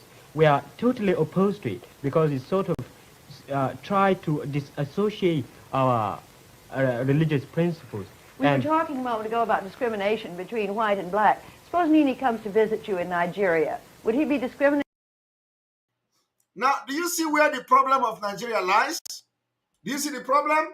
This is why we are incompatible. It is incongruous. It is called a dangerous diversity. This man, as far back as 1950, was in a debate telling you that northern Nigeria, that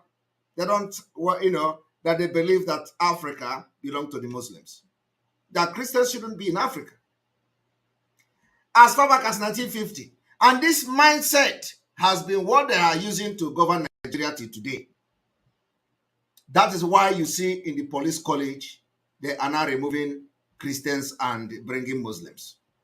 Because it is what they grow up. It is a natural thing. It takes 1,000 years to change this ideology, if it can be changed at all. So why would we waste our time to renew this particular evil entity in 2023? Why would you not fight this fight now that there are cracks on the wall? Why would you not join us to fight? We're not even going to fight because they don't have the strength. They are bringing people from Niger and to give the uniform and come to our land because they don't have men anymore, and we are dealing with them. I want you to know that all we need from you is money. Money. We are not into criminality. We are not into kidnapping, because if we do kidnapping, we get the money. But we are not going to do that. It is against our culture. Kidnapping is against our culture. So we need your money to fund this freedom. That's what we are saying. The next fundraising is coming. It is not until fundraising.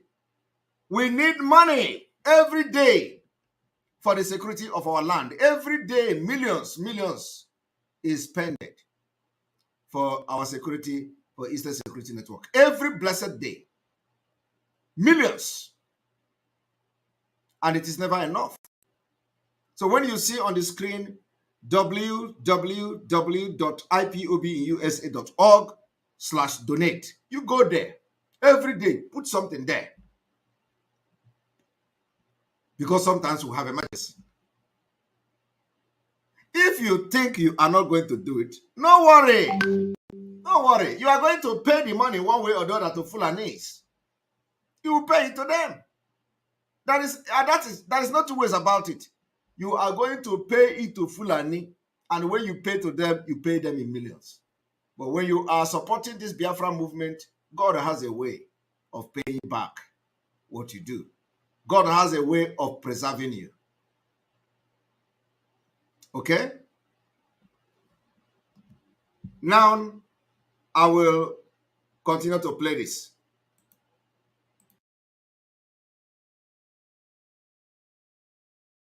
Against in any way? I suppose so, simply because for one reason.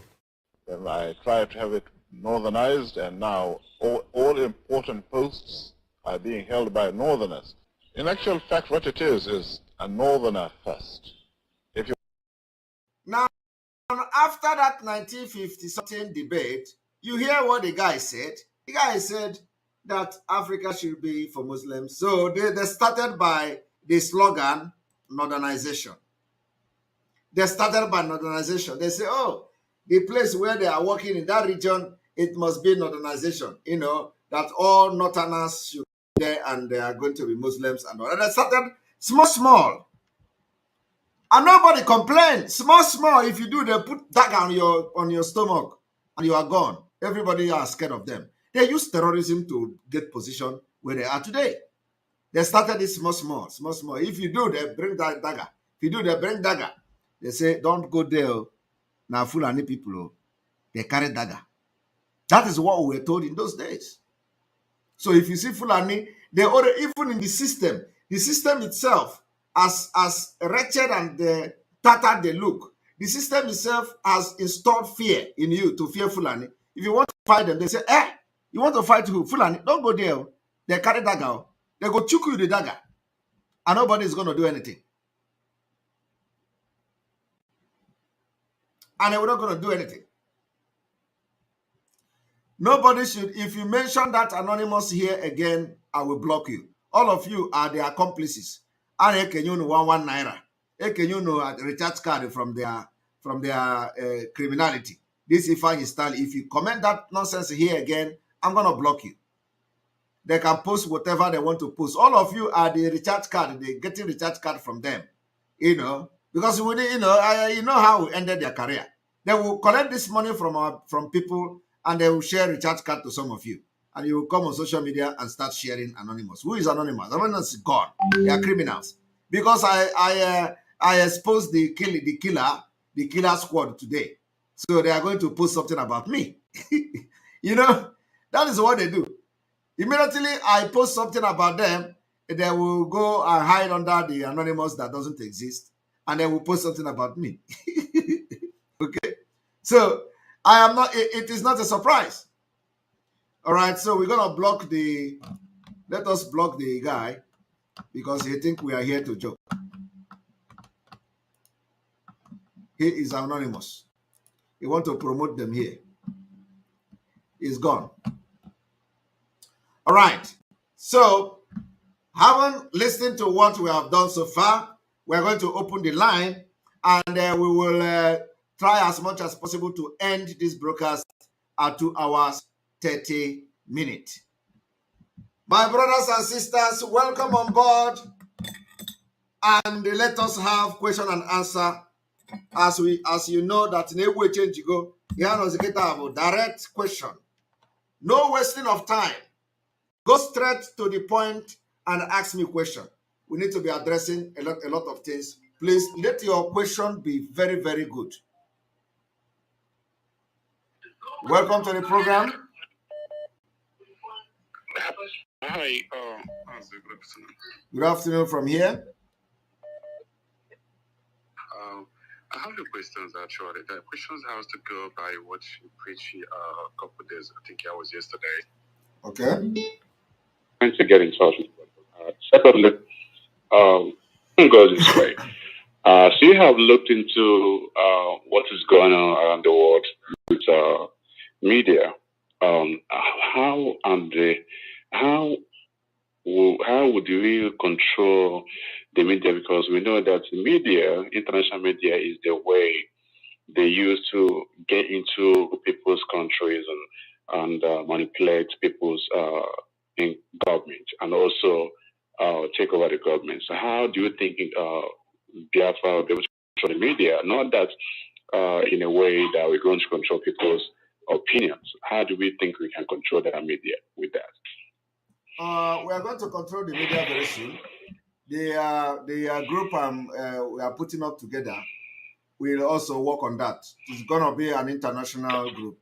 So those groups will focus on media, on international media and stuff. And then, of course, our activities will speak for us very soon. So, for instance, US has CNN, Fox News. I know, like I said, Islamic has listen.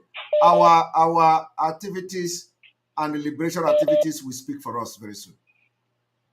Okay. So, second question I have now. You can choose to answer this question. You can choose not. Basically, all the time, Mazen Nanikaro was here with us.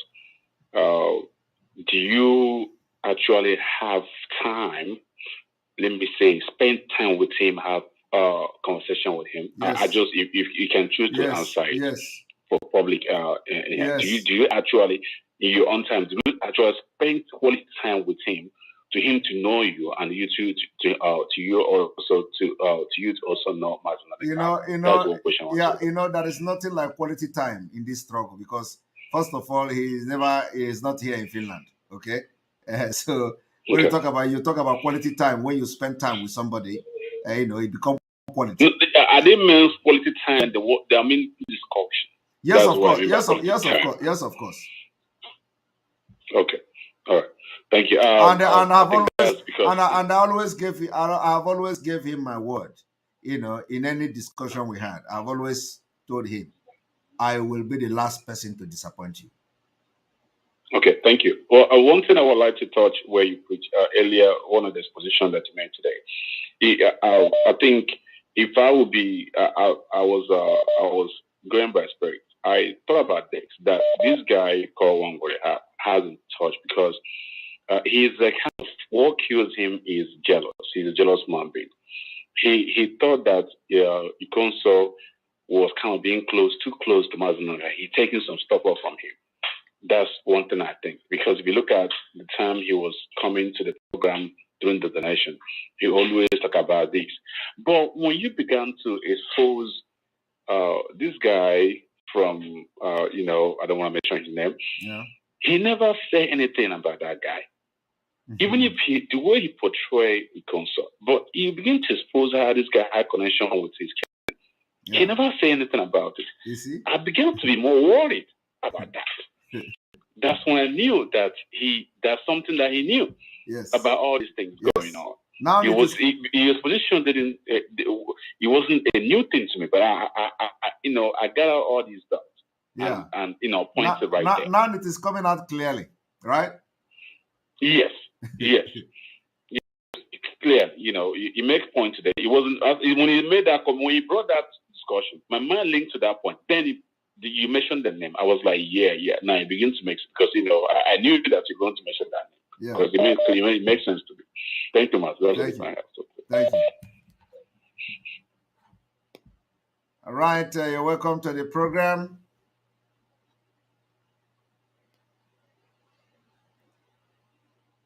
Hello.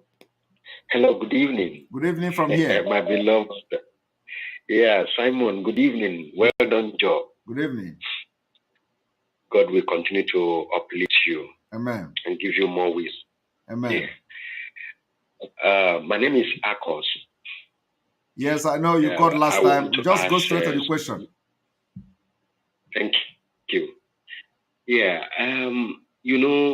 These people are very difficult. In fact, they are people that are already frustrated, who came for conquest, but they failed. And that's exactly what they are doing in Israel. They tried all they could in order to wipe out that country, but no way. Now, when we have success, it's one thing to have success, but another thing is to maintain the success. Please, I want you to help me to educate us what we will do against this terrorist attack after our restoration of our Biafran nation. Because why I'm asking this question is because of the experience I got in Israel. I think, are you there? Hello?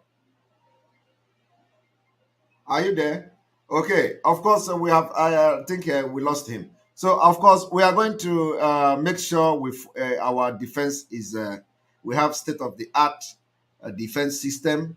We will copy a lot from Israel. That's how I am proud to say we will copy from Israel.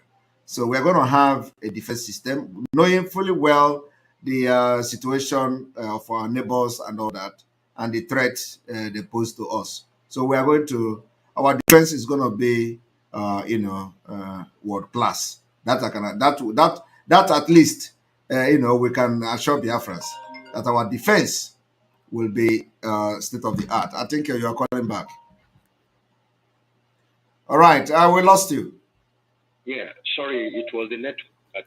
Okay. Yes, So I'm just addressing your question that yes, our defense is going to be we're going to have a state-of-the-art defense. In fact, we're going to pump money in defense, knowing the threat surrounding us, especially our neighbors and all that. So of course, that should be one of the biggest priority. The security of our land, our borders, will be the utmost priority for us. And we don't allow admittance into our land without proper documentation. So that's what we're going to achieve, and we're going to achieve it. Our land border will be protected and with state-of-the-art facilities. So before you come into our land, you must be properly documented. Good. Then the second question is this: the governance of our land, which is Biafra, I hope it will not be shielded by immunity, so that those who are going to be in this arm of affairs of governance will not hide under the immunity and loot the treasury. We have learned a lot of lesson from what has happened to other people. When I mean other people, I talk about Nigeria and other African countries. So I don't think we are coming to have a repeat of that. We are going to the Biafra is going to be run based on what we have learned from other people. So there is nothing like that immunity, this immunity, that. Thank you.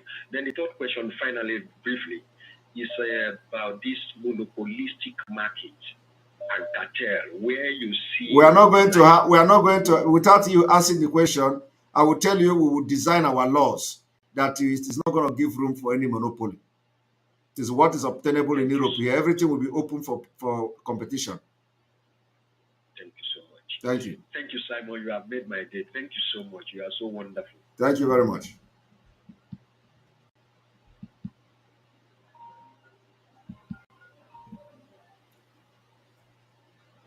Welcome to the program.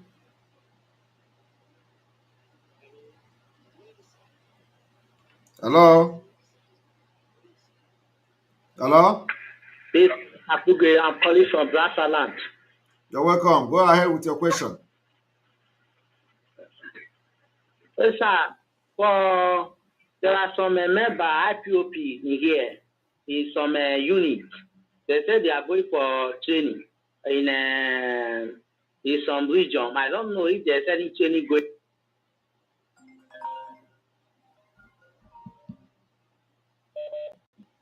Welcome to the program. Good evening from here. Yeah, good evening, Simon. You're welcome. Go ahead with your question. Simon, my question is, when Biafra come, is it going to be like this in Nigeria, like other countries, where Chinese will bring their own people? They will become and working in our own country. Our workers, our people will not have something to do. The reason why you have Chinese is because Nigeria are stupid people. You understand? Nigeria are idiotic people. That's why you have Chinese. Why would we have Chinese when we can do the things ourselves? Why would we have Chinese when we can construct and build things ourselves? Why would we bring Chinese to come and exploit our mineral resources when we can use our mineral resources to develop whatever we want by ourselves? If any Chinese is coming, Chinese is just coming if what we don't know, we learn from them. That is the only way you are going to see Chinese in Biafra land. I am telling you the fact. As of today, we manufacture whatever we want to manufacture. So why do we need Chinese? The only reason we are going to need Chinese is to buy their equipment, buy machineries that we're going to use to work, because we cannot produce those machineries, at least not yet. So why would Chinese come and Chinese will be exploiting our resources? It is not going to happen in Biafra. I am telling you, if in fact me, I will personally campaign against it. It is not going to be possible. I don't know whether you are there. Okay, I lost him, but that is the fact. Okay, my second question is yeah, I'm there. I'm here. All right. Can you hear me? I can hear you.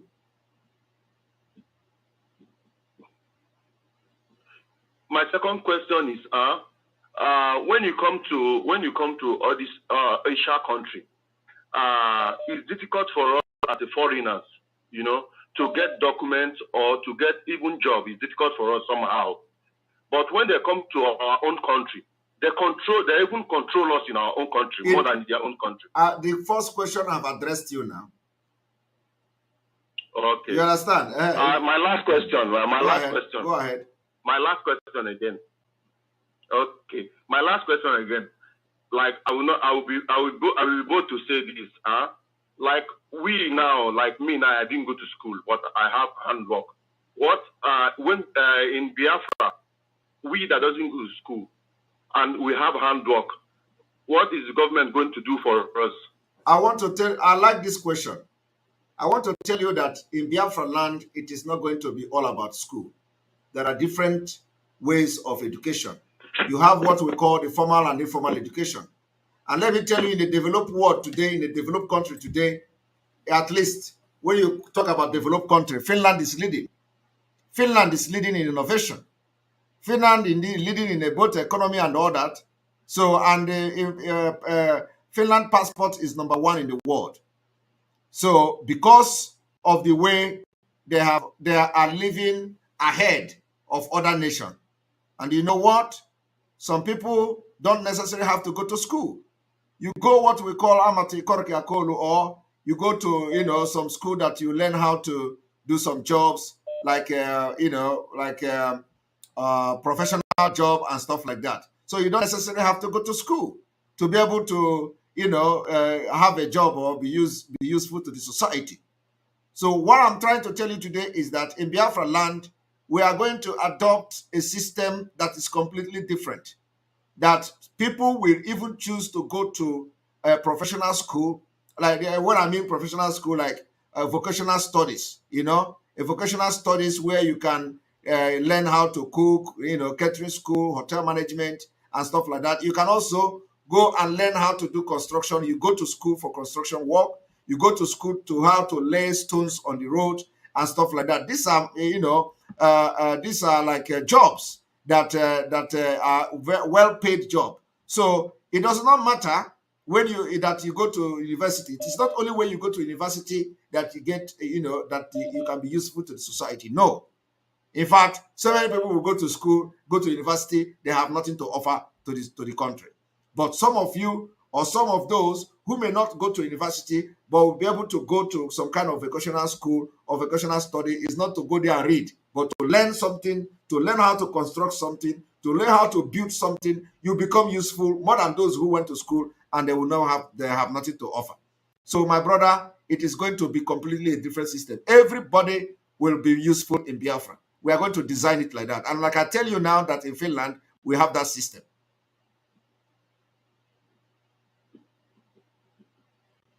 I can't hear you. Okay, Simon. Thank you. My name is Chimampa. I'm calling from South Korea. Thank you. Somebody say it's apprenticeship. I said my name is Chimampa. I'm calling from South Korea. All right. I didn't call my name at the first time. All right. Thank you very much. Thank you very much. Thank you. All right. Somebody say, you can call it apprenticeship studies. Whatever we can give it our own name, but we're gonna run the same system. So anybody that didn't go to school should not worry. But not all those people that are constituting nuisance on social media, disgracing us, because they don't are disgracing us. They should go and start doing this machine. The machine that nobody need to see on social media.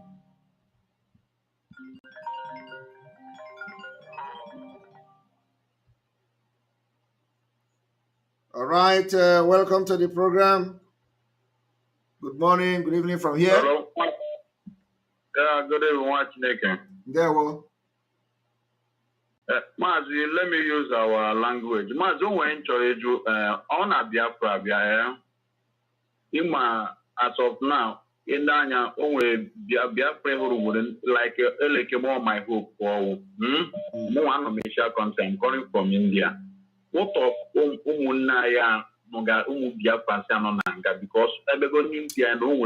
please ask another question, because somebody have asked that question before. I have addressed it. I cannot be addressing it every day. You must follow our program so you don't miss anything. So ask another question. Okay. That's the only thing I want to ask. Thank you.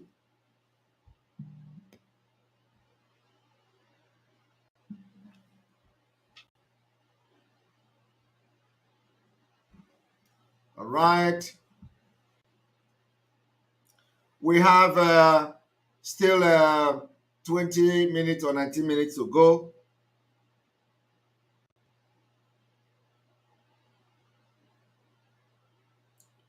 All right.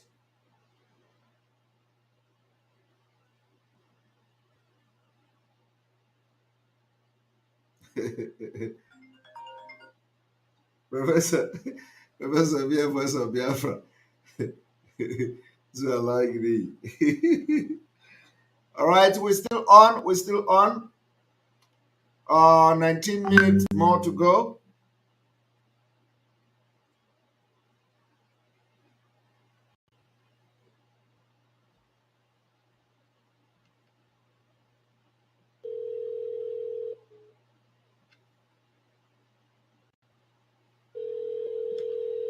All right, those that have been calling and welcome to the program.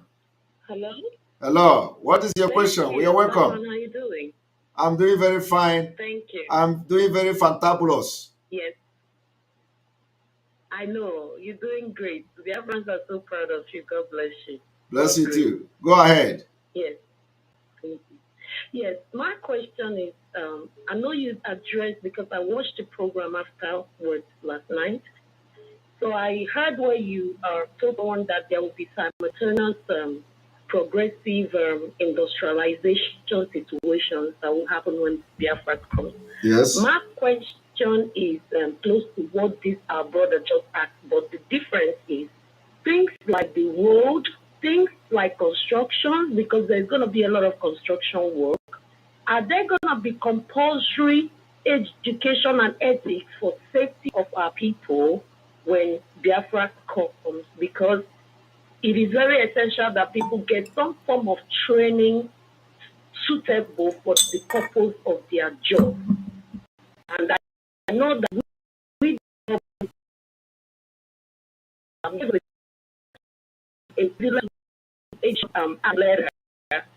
by then there will be other from other countries doing the menial jobs. But in the beginning, Biafrans are going to be there.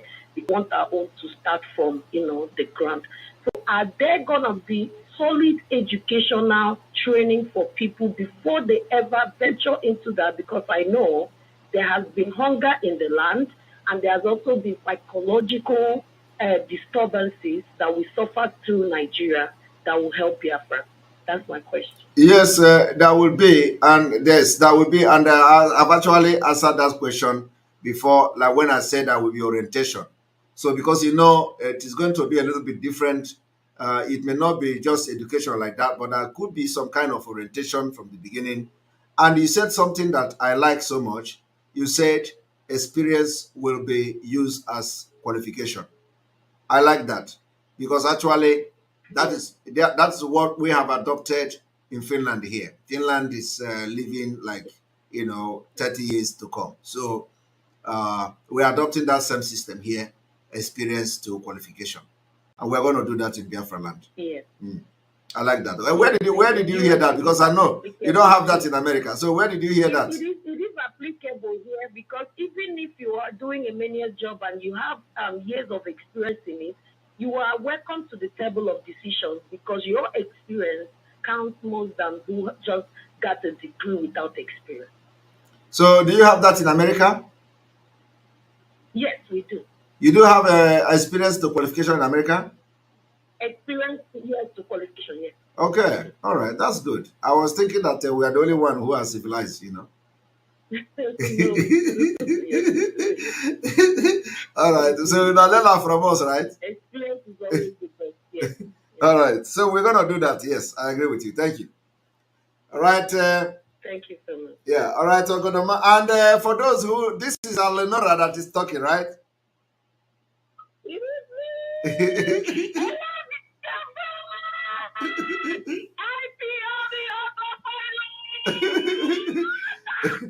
Alenora is talking, yeah. All right. Welcome to the program. Welcome to the program. Hello. One moment. All right, you can go ahead. You're welcome. Good evening. This is James. What a long time. It's been long, huh? Good evening. Good evening. Go ahead. Yeah. My question is, like what Alelora said, I think in my place here, I'm calling from UAE. Okay. I'm calling from UAE. Okay. My two questions is, first of all, you said something that if Mazi come back to come back, that you are going to rest and you are not going to do anything. Now my question is, if he calls you to do anything, like to work with him or to pick it up from where you talk, will you accept? Are you going to still to go for vacation the way you said you're going to Are we going to rest when if we come today? Because Biafra has not come today. Why am I going to? We are here to finish. We are here and now. We're all out. Okay. Now the second question. My second question. Go ahead. Okay, my second question is, what would be the qualification for someone if Biafra comes, for qualification of someone to run in the government status? Like the local government chairman, that is why you people should be watching and following our program. The thing concerning qualification to run for anything was discussed in the Biafra Charter. The Biafra Charter made it very clear the criteria is not about qualification. The criteria is that you must be 18 years and you must be of good behavior, and your people must accept you. And let me also tell you one thing, that it is not just about the qualification of the person, but the person must be competent. The person must be competent, and the person must be well accepted by the people of his community or where he is contesting the election. And let me tell you how we are going to do the election in Biafra. Election in Biafra is going to be, if you are born in Biafra, immediately you are 18 years, you automatically will qualify and receive the right to vote. So at every given election, you will automatically receive the right to vote in your home. You don't need to go and struggle to go on your registration. You don't need to struggle to go for PVC. We are solving those problems from the beginning. So once election is coming, you are going to receive automatically to your home the right to vote. So everybody in Biafra land, everybody in the nation of Biafra that is 18 years of age will receive the right to vote. So if we are 70 million, people in Biafra land, we are expecting that 70 million people have registered to vote. If we are 80 million people in Biafra land, and 80 million are more than from 18 years above, it is assumed that 80 million that are from 18 years above have automatically registered for voters card. So it is automatic. So now, during the election, you will know those who are interested to vote and those who are not interested to vote. Those who are interested to vote will now go and vote. Nobody is going to put your voter's card in a dustbin. Nobody is going to hide your voter's card. Nobody is going to shoot you standing on line for voter's card. No. So, and the voting system is going to be a unit by unit. So we are going to, things that is already on ground, we're going to solve those problems. So I'm just telling you now to know that with this kind of system, any nonsense person will not come and contest election and win, because the people are going to vote you. You understand?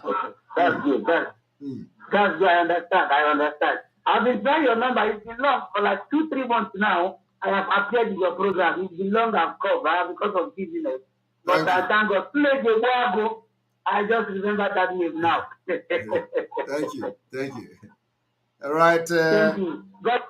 You're welcome. You're welcome.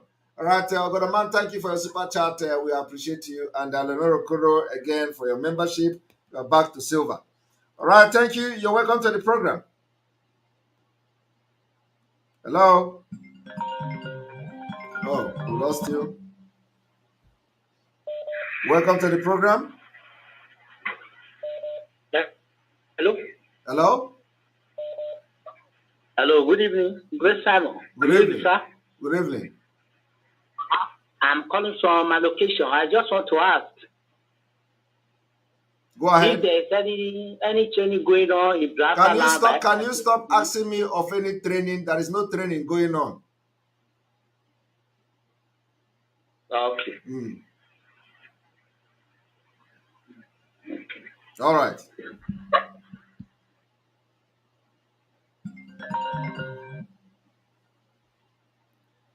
Welcome to the program. Thank God. Hi, Simon. Good evening.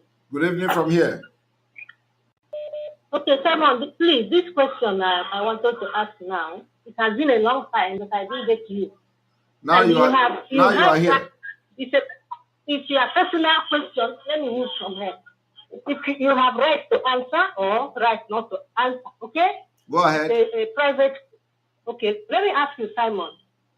Have you built a house for you before you joined Biafra struggle, or you use Biafra struggle give you money to build a house? Please, you should either you answer or you don't want to answer. That's okay. What has building house got to do with Biafra struggle? I don't have control over Biafra money, so it is not. Okay. It is irrelevant question. All right, all right, but there's a reason why. What I heard, that's why I asked you. That's fine. Any other question? Okay, I hope they heard you. They have heard you. Any other question? No other question, Simon. Thank you. Thank you. All right, welcome to the program.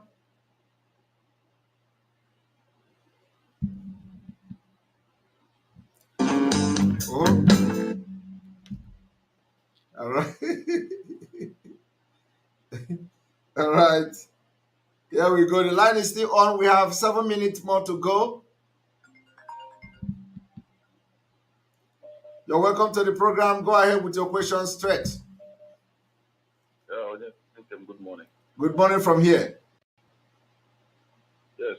I have two questions for you. Go ahead. The first question is when Biafra is achieved, we have military people in the army in Nigeria and the police and all this, the SARS. Do we have any plan to recruit new people, or are we going to get these people into our society? First of all, our security now will be transformed into army, military, and all that. So when we get to that road, we're going to cross it. Those who fight for us now will first of all be our army and police and Air Force and all that, So, and then when we get there, we are going to solve that problem. So for now, we are not taking anybody from anywhere. Those people who fought and who are going to fight and who have been securing our land will form the army and the security of Biafra.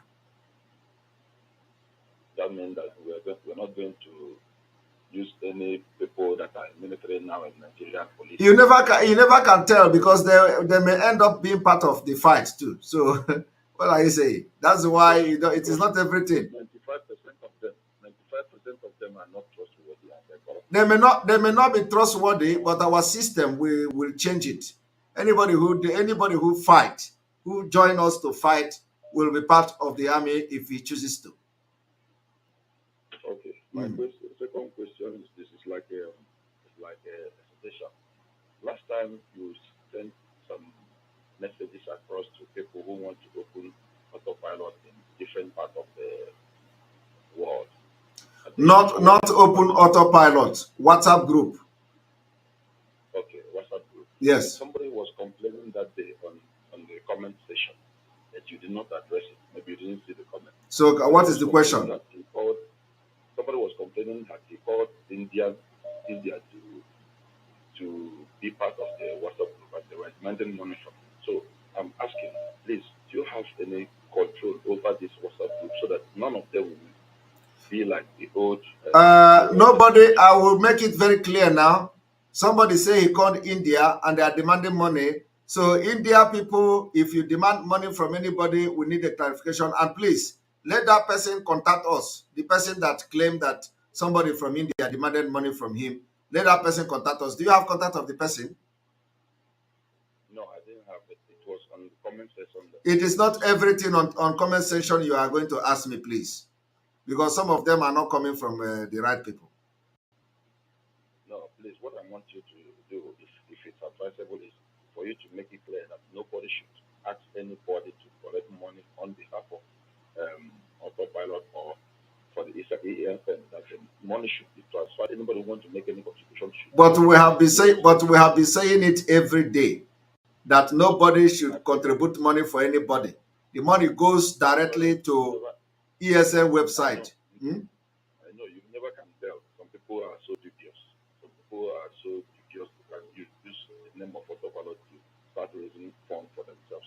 That's what I just want. Okay. But next time, please do not ask me a question from a comment of somebody else, because you do not know who the person is and you don't know where the person is coming from. So let your question be your own question, because if you begin to ask me a question from the comment of everybody in this commenting here now, it is not going to end well. So let the people come and ask their question and ask your own question, and let us be moving forward. Because you see, this question you ask now may not be true. And then if it is not true, because the person may not like the person that is that own that number of India, because we know all this is what we are trying to avoid, because we don't want what happened in the past to repeat itself. That's why we are not having any group. That's why we're not having any coordinator this, coordinator that, because it is always a problem. So somebody may not like the person that owned that number, and they will come here and comment that, oh, the person demanded money. Meanwhile, the person may not have demanded money to join.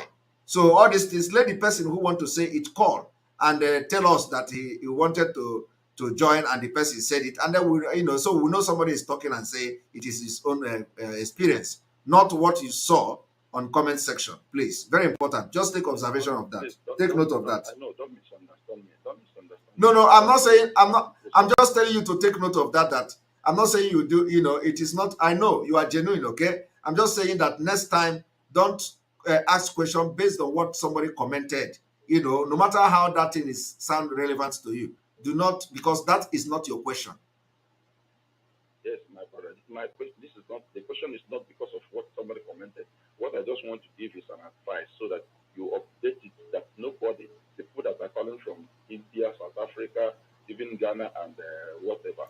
The right way to have put it, listen now, it is that the right way to have put it is that, please, this, you hear that we are having groups like this WhatsApp group. Please, you have to make it very clear that none of this group will be collecting money from somebody. By that time, it becomes general. But when you come here to say somebody commented that India demanded money, if the person didn't do that, you have blackmailed the person, or that particular comment has blackmailed the person somehow, because you can never tell whether the thing is true or not. So if you have said generally that, so that to avoid problem, please make sure you tell anybody that is opening WhatsApp not to collect money. And then, of course, we are going to be announcing it for people to know, without pointing finger from a comment of somebody that you cannot verify who the person was. Okay, that's exactly what I wanted to do. So all right. I understand. I pick your correction. Yeah. Thank you very much. Exactly my meaning. All right. Thank you. Well noted. Well noted. Hold on 1 minute. You don't open my message. I don't know how you get up information from other people. I sent you a lot of messages. I cannot be opening. I cannot be opening. I said anybody that have anything that is very important goes through the media team, because you not expect me. If I open this phone now, there is thousands of messages, and I'm working too. Okay, so it is. If you want me to get message, send email. I will read it. Okay. Last time I told you I paid my money and I sent you the receipt from this number, but you didn't open it up. But it doesn't matter anyway. But did you send it to the media team?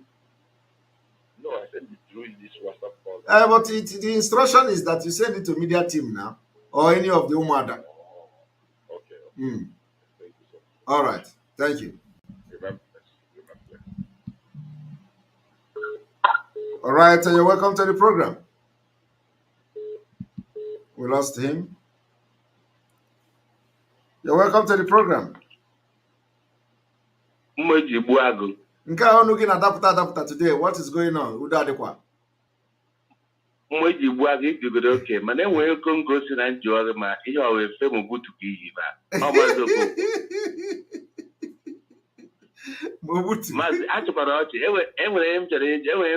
want to ask question. Go ahead. When Biafra come, people where if you pursue somebody wife, what you go do for Biafra?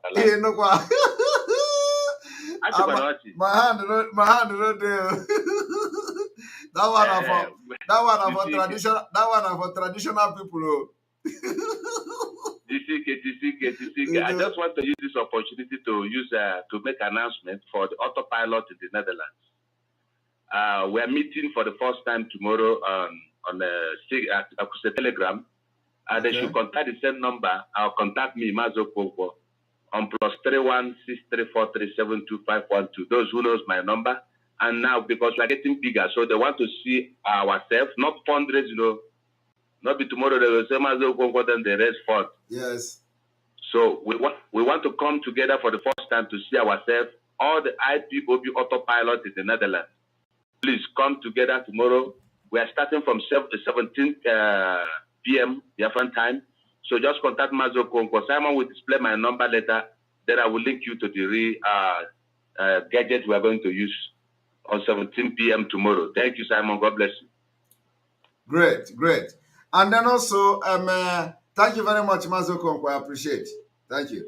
And then those in Finland, if you are watching from Finland, make sure you keep contact with the autopilot IPOB. There is no two IPOB in Finland. There is no two. There are not two. There is always one IPOB autopilot in Finland, and headed by Ifani and Co. and Rafael and Mazi Clement and Yebu and Co. So if you are in Finland, get in contact with Clement, Kinsley, all of them. They are going to, direct you, and you know when they're having meetings and all that. Those in Finland, IPOB autopilot in Finland, IPOB in Finland. There is no any other IPOB in Finland except this one. So if you want to be part of them, you know who to contact. Clement, Kinsley, Ifani, Raf, Emeka, and Co. All of them. They are wonderful people. So contact them and join them and be having meeting. Thank you. Oh my goodness, my time has exceeded just as I expected. It has exceeded 2 hours 30 minutes. 2 hours 30 minutes. And let us take a couple of calls more before we go. Welcome to the program. Hello, Jibuago. Good evening, sir. Good evening. You're welcome. All the cool, My brother, please, first of all, I appreciate your good work. Diko, I have a question. Go ahead. And this question, I have already asked this question. It's just also like a suggestion. I believe that before, last time you came, you say you have asked this question and I have not answered it. Is it you or somebody else? No, not me. Okay, go ahead. Go ahead. Yeah, my question is, and also like a suggestion. Okay. Concerning this awareness about our leader. Like one time, you also address it on your program. You even promised us that you will do something about it.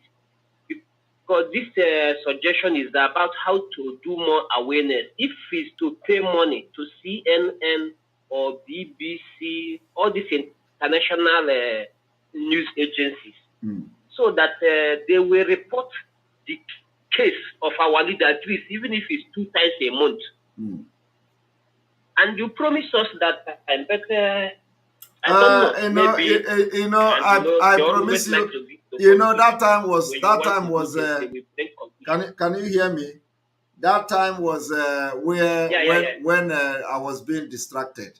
So, and you don't expect me to. Of course. Everything was happening at the same time, and so we are looking into it. But let me tell you, they are going to report us. Once they report about us, they are already reporting about our leader.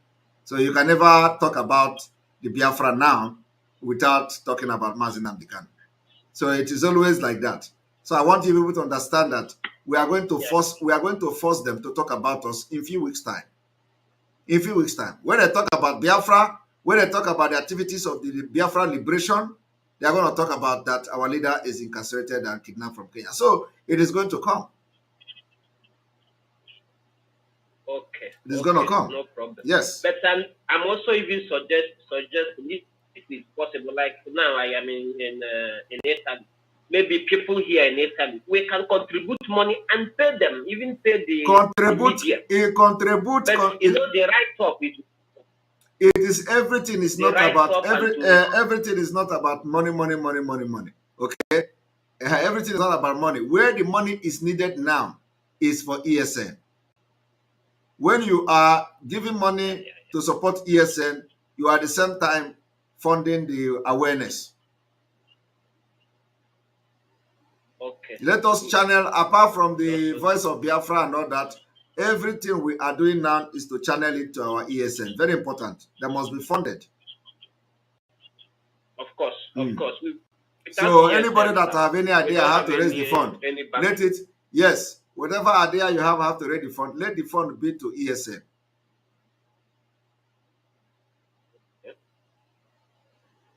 Thank you.